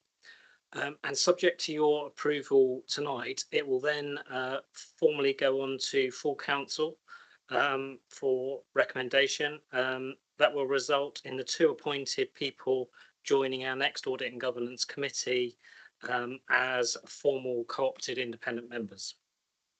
So this report details the recruitment and selection process adopted, and those are in paragraphs 9 to 15. And just as a reminder, the recruitment panel was Councillor Andrews, Councillor Herritt, and Councillor Chapman-Law. The report also details the onboarding and next steps process that need to be finalised after the council approval, and that's set out in paragraph 16. As you said, Chair, you invited the respective individuals, Samantha and Lindy, to the meeting tonight, and I've agreed with those because a couple of councillors have asked that their respective CVs and their statements that accompanied their expression of interest will be circulated to the committee after this meeting and prior to council. So thank you for that. Okay, thank you for that. Can I ask Councillor Chapman Law, because you were on the working party, you got some comments to make? Yeah, I mean, obviously I was in the interviews, which is I'm not used to sitting on that side of the desk, so it was an interesting experience. But I mean, reading their CVs, their experience, I mean, I don't think we could have got two better fit people for these positions. I won't go into the details. Probably don't want them public, but yeah, they're just absolutely perfect. We just could not have asked for better, I don't think. Thank you for that. We can't really. Sorry, do you want me to propose? Well, did you want to propose? Yeah, sure. The recommendation that we've got on the agenda, that basically, and I will read it out. Recommendation is 1. ANG committee endorse the decision made by the selection and recruiting panel to appoint 2 co-opted independent members to BCP council and ANG committee. 2. That full council approve the appointment of 2 co-opted independent members to ANG committee for a period which will end on the 31st of March 2026. We could have a several minute debate, 20-minute debate, discussion about it now, but hey, could you want to save it for full council perhaps? I don't know, but you've proposed that, so can we have a second here? Councillor Phipps is seconding it. Any debate or comments? No, so we'll go to the vote. I will be voting all those in favour of the 2 recommended candidates. That's unanimous. Okay. Chairman, could I just intervene for a moment, because that's not what the recommendation says. I'm happy to vote in favour of the 2 recommendations, but you said for the 2 specific candidates, which is not what it says. And the reason I raised that isn't to be pedantic, it's because I haven't had sight of CV's background or application. So I'm voting blind on the basis of what you've already done. And what it actually says in these recommendations is and recruiting panel to appoint 2 co-opted independent members. It doesn't say specifically which 2. And it then talks about going on to full council, which of course it will have to do. So I'm happy to vote for the 2 recommendations, but I would like sight of the paperwork that Mr. Stannard's referred to, and that is not what you introduced the vote by. Thank you for that point of query. What I've read out is that that full council approved the appointment of 2 co-opted independent members. It probably needs slight improvement to the wording on the basis that it's the 2 people that's been recommended by the working party, as opposed to nobody specifically. Chairman, yes, we can. I think there was some discussion about whether the names of the 2 individuals should be included at this stage, but I think they are happy for that to happen, so we can include the 2 names in the recommendation to council. Yes, I did read out the names earlier. Samantha or Sam Acton and Lindy Jansen van Vuren, surname VWREN. So we could insert those 2 names in the recommendation to full council, and you could get it worded appropriately so that all the council members can see it on the agenda when published. Thank you. Yes. Okay, so we've taken a vote on it already. That it was unanimous. Okay, thank you. We're moving on to item 11, which was item 10, page 83. It's the governance of corporate health and safety and fire safety. It's Beck Lowry who's presenting this. Hello, I'm on Teams via virtual. Yes. Yeah, hello there. Hope you haven't been waiting too long. Over to you.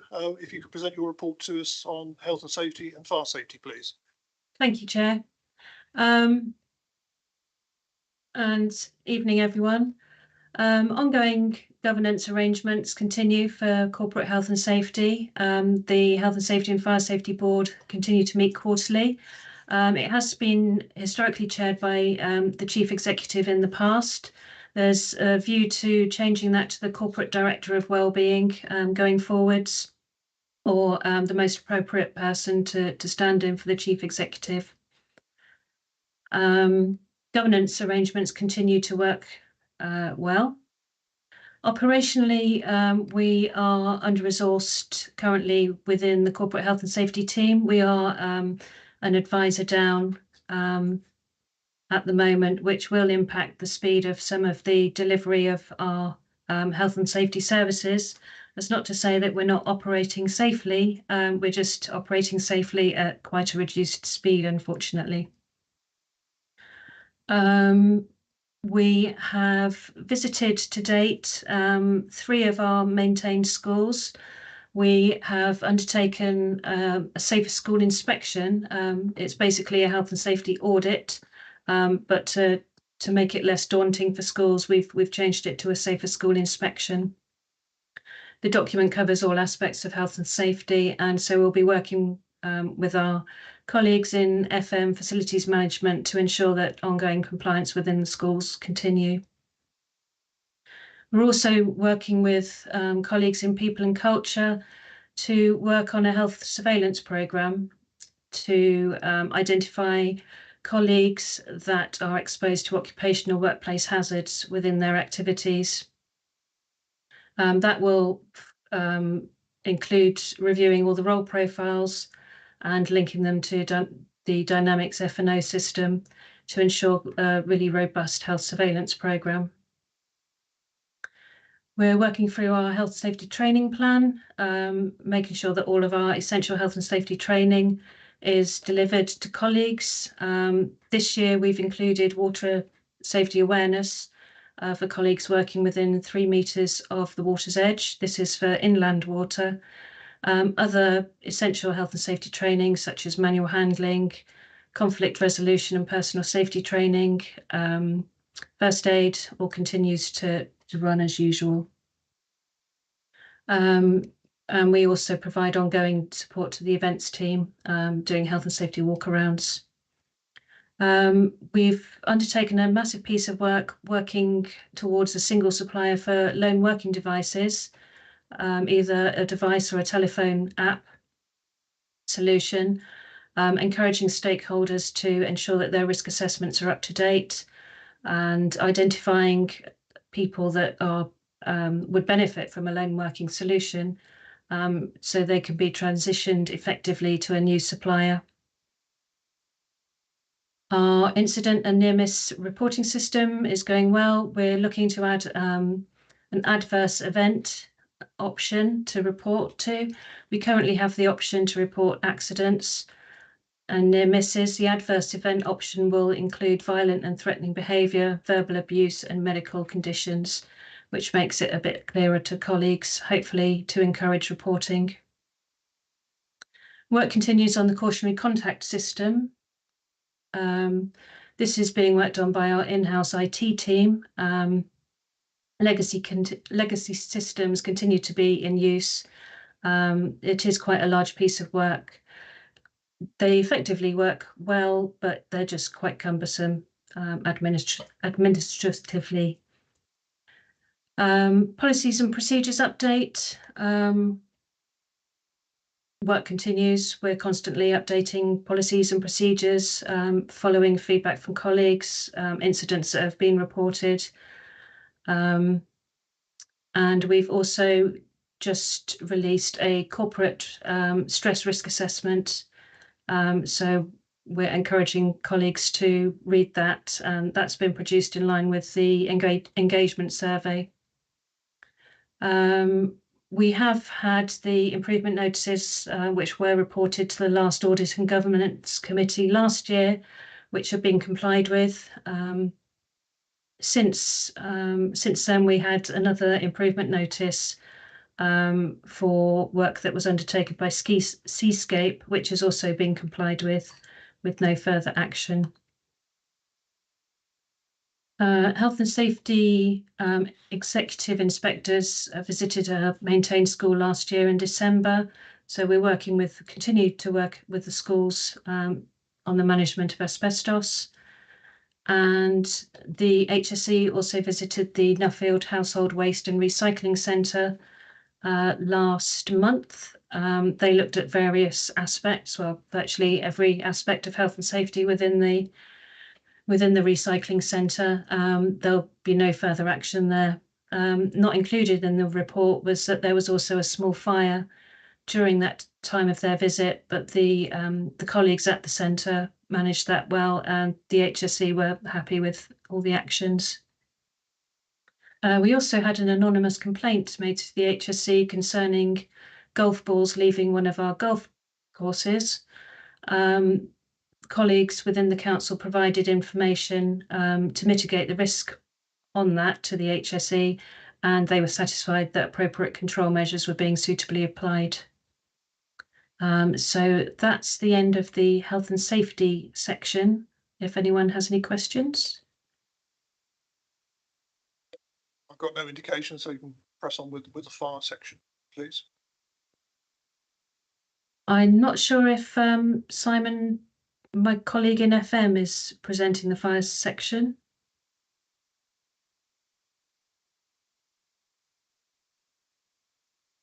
Nigel, you're indicated. Simon doesn't appear to be online. So Bex, is there any chance you could talk members through this bit briefly, accepting that this is not your area of expertise? I'd be happy to. I might trip up a few times, but please bear with me. So the fire safety team consists of fire safety manager and 2 advisors. Members probably all aware of the building safety bill, which we received royal assent. So that's caused quite a bit of work for the fire safety team.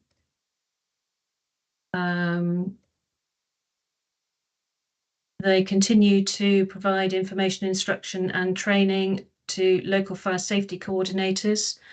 Directors appoint the managing or the most responsible person within a building to undertake that role. And the fire safety team will provide internal training to these appointed colleagues. There's quite a lot of work that's been done on the fire safety section on the BCP Council intranet. There are also seasonal updates involving Christmas, Halloween, and that kind of thing. So would encourage people to go and have a look there. I seem to recall that there was a part of the fire safety risk assessments that the team do. There's a recurring theme of fire door damage. Obviously, fire doors are an integral part of the fire safety systems. So that is something that they'll be looking at going forwards into how we can reduce such damage and look after the doors and the people occupying the buildings. That's quite a whistle-stop tour of the fire safety report, and I'll try and answer any questions if there are any. Thank you for that. There was one query I raised at the pre-meeting, and again, probably it's not your specialisation, but and this is an annual report, so obviously you'll be reporting to us with your colleague in 12 months' time. Do you expect that over the next 12 months, the final report of the Grenfell Towers disaster and all the lessons to be learned from that is going to be available? Because obviously I think there was an interim report, but I think the inquiry is still ongoing.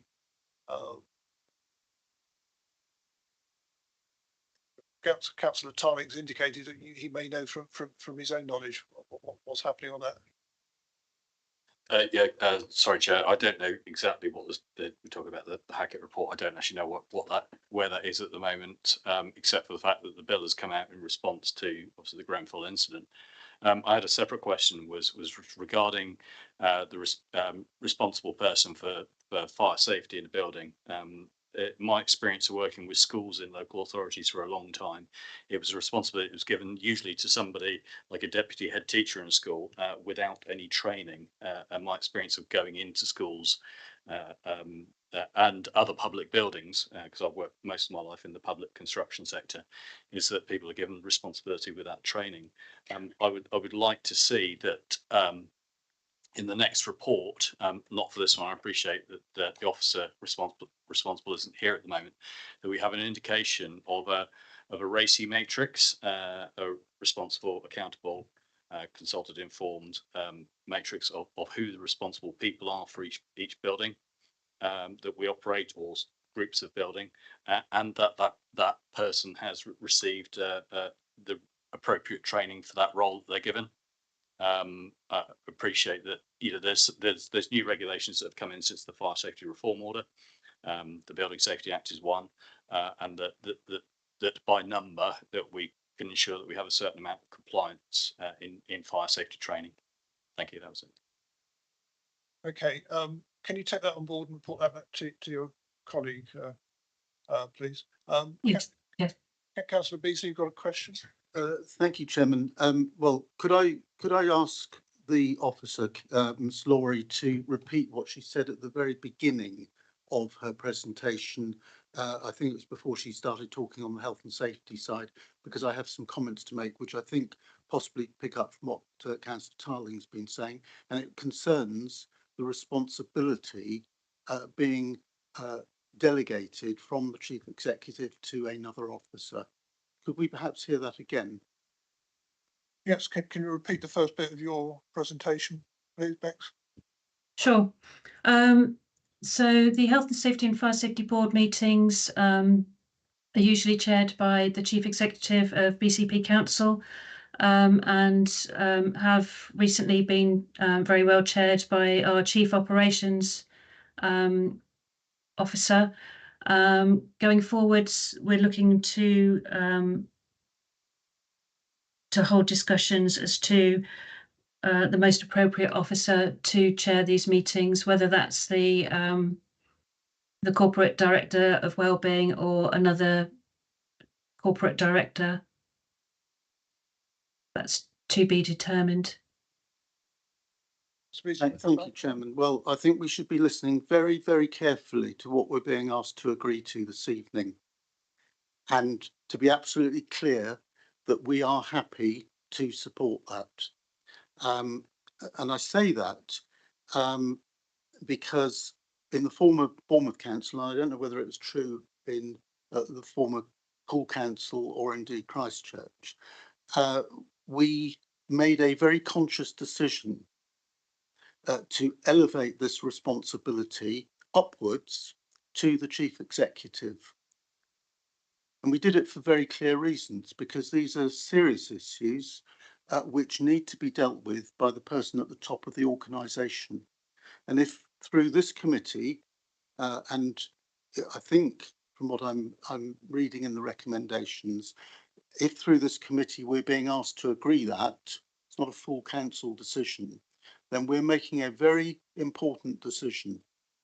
And I feel distinctly uncomfortable with making that decision along the lines that have been expressed. That is in no way to criticise or undermine the Chief Operating Officer, or indeed any other officer to whom this task may be delegated by officers in the future.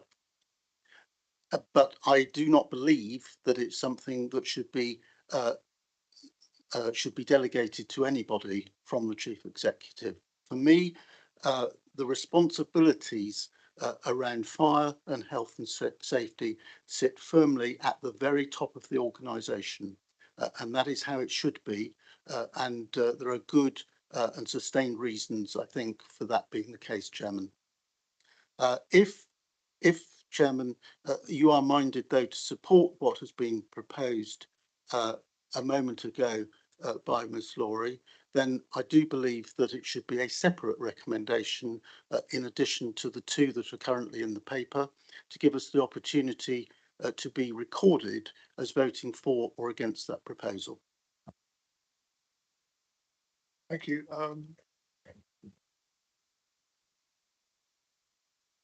Councillor Tully. I might be doing the job of Mr. Stannard here, but the policy that's attached is signed off as the policy owner is the chief executive.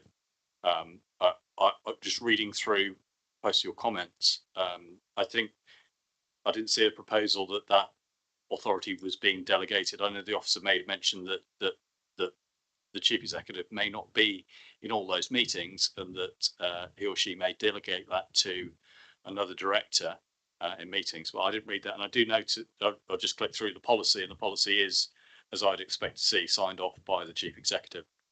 So I completely understand what Councillor Beasley is saying, but it is still the corporate responsibility of the chief executive and policy. Adam Richards, you can contribute, please.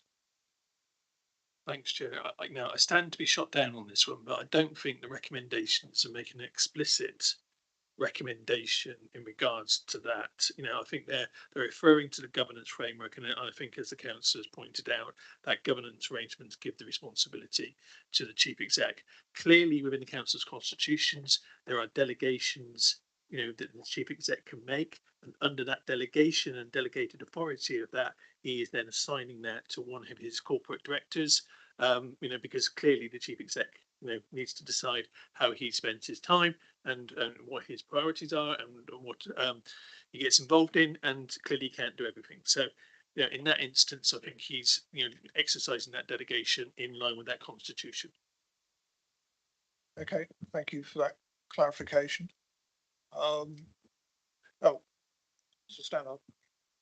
Perhaps I can give the committee assurance that the chief executive in the last two health and safety board meetings has attended the meeting but has not chaired the meeting. So he's there to participate and contribute, but the meeting itself is merely chaired by another corporate director.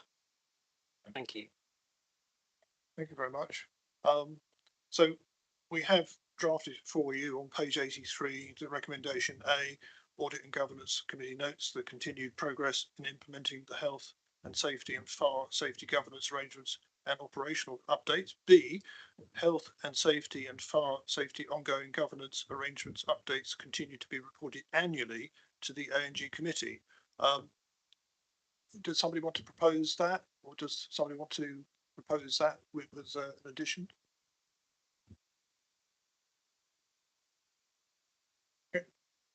Councillor Tari. Yeah, happy to propose. You propose as set out at A and B. Yeah. Yes. Okay. Seconder for that?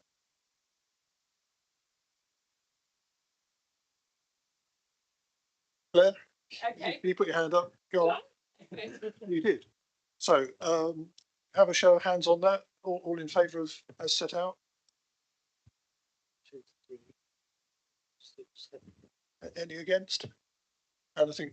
An abstention? I think I have to abstain in view of what I've already said to the committee chairman, and I would like it recorded that I made those comments, and that's the reason for my abstention. Otherwise, I would be supporting the report in both recommendations. Okay, if you could do that, please, in the minutes, and then that will be recorded in writing. Thank you. We're now moving on to what will be item 12, was item 11. This is the emergency planning and business continuity annual update. So it's an annual report that we'll get in 12 months again. The report author is Alison Whitley, but I don't think she's with us this evening. So I think Nigel Stannard is presenting it on her behalf. Thank you, Chair. That's correct. So the report author, Alison Whitley, who's the Emergency Planning and Resilience Manager, can't be with us tonight, and I'm going to try and deputise. So it's a terms of reference item of the Audit and Governance Committee to consider the adequacy of emergency planning and business continuity governance and operational arrangements. Latterly, this has been an annual report similar to what's in front of you tonight. But historically, we've moved from a more frequent reporting when we initially had embryonic arrangements and they were being developed and embedded. So some highlights to point out for councillors today. Paragraph 7 highlights that there's an increasing spotlight on emergency planning and business continuity nationally following high profile public inquiries and national lessons learned exercises. Paragraphs 8 and 9 summarise the council's command structure, and there is a 365 24/7 cover at the 3 levels: gold, silver and bronze, as we call them. Whilst the report goes on to highlight some challenges with staff turnover, councillors can be assured there is always 365 24/7 cover on these 3 roles, and that will never slip. Please also note the significant response to the Poole Harbour oil spill at paragraph 14, and note at paragraph 17 that I have led on a financial claim to the polluter for BCP Council officer time and equipment spent on this response. This claim is in the region of £25,000. There are lots of other paragraphs in this report that councillors may wish to query me on, but I think it's best now that I ask those and invite those questions, Chair. Okay, thank you. You've read the report, members. Have you got any questions or comments to make? Councillor Tully? Yeah, in business resilience, there's an ISO standard, I think it's 27,000 or series ISO 27,001 for IT security. I forget the one for business resilience. Are these relevant standards to be judging the resilience of the council against? Nigel?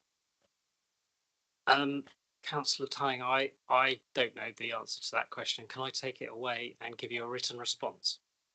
Thank you.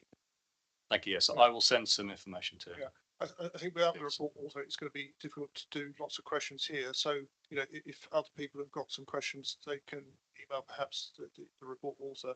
But it's an annual report. You'll be seeing another version of it again in 12 months' time. Can we accept the report, please? Without formal vote. The report's been accepted. Thank you very much. So we're now back on sequence, aren't we? It's item 13. The annual report of the internal audit counter fraud work and whistleblowing referrals 2022-2023. I should mention to those who are looking at the agenda on the screen, the electronic version of it, there is a confidential section of this report, Appendix A, and any references or desire to talk or debate Appendix A will require us to go below the line. So can we avoid discussing particularly the detail of Appendix A? But can I refer over to Nigel Stannard, who's the author of this report, please? Thank you again, Chair. So before explaining any significant detail in this report, I think it's worth pointing out a couple of key points. So the first point is that every alleged or identified fraud or financial irregularity, however small, is proportionally investigated by internal audit, or it's agreed with me, the Chief Executive, and the Monitoring Officer if other external bodies such as the police should investigate. The second point is to explain why you are receiving this annual report for 22-23 some 7 months after year end. We've historically found through experience that bringing this report earlier in the year often means that a number of the matters highlighted, and particularly those within the confidential appendix, are unresolved or are still under investigation. That's because inherently matters involving fraud or error or financial irregularity do take some time to resolve and unpick. So some issues to highlight within the report. Paragraph 3 under the strategic heading. The method of annually evolving the key policies to prevent and detect fraud continues to work well, keeps these policies up to date and fresh. So I propose to continue bringing those policies to this committee for annual sign off for the next financial year. And indeed, this is included in the forward plan of this committee later on in the agenda. So at the bottom of page 164, it talks about participation in the National Fraud Initiative, the NFI. This is mandatory for all councils, and the outcomes of that participation are shown in the report on the bottom of that page.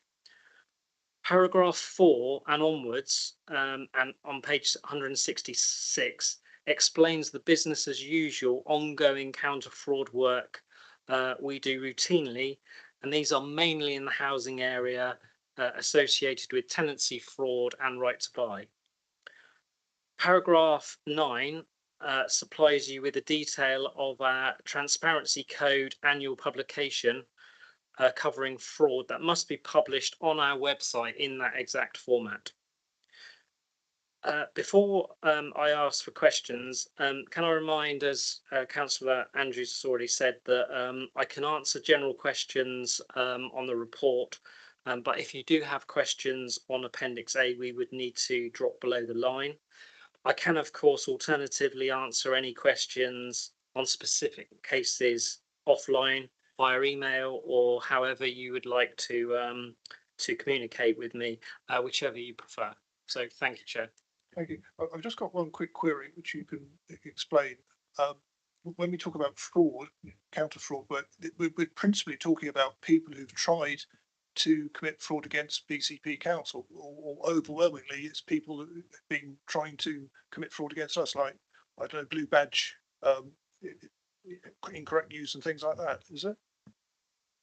That's correct, Chair. So it's fraud perpetrated against BCP Council from internal sources or external sources. Thank you for that. Any questions or queries? Again, as I said earlier, this is an annual report, so there'll be another one in 12 months' time. But I'll be happy to accept the report. Yes, Councillor. You'd like to speak? You don't. You want to propose? Sorry, I can't see it. I didn't want to cut over someone. I can only see you. Sorry, did I talk over someone there? No. You have a go. Great. Yes, just a quick question. There's been some press reports recently, which as many will be aware of, regarding renting of offices for future places. I'd be just interested in whether or not this would be within the scope of this report, but next year, if you could just comment on when we might see something on that. Thank you. Mr. Stannard, in your remit? Councillor Connolly is exactly correct. That would feature in the report for next financial year. Councillor Solling? It was an item I sit on the Overview and Scrutiny Board, and it was also raised there, those as well. So it's being covered by another committee or board as well. Okay, thank you. Any other questions or observations? Can we just accept the report and move on? Okay, thank you. We accept it.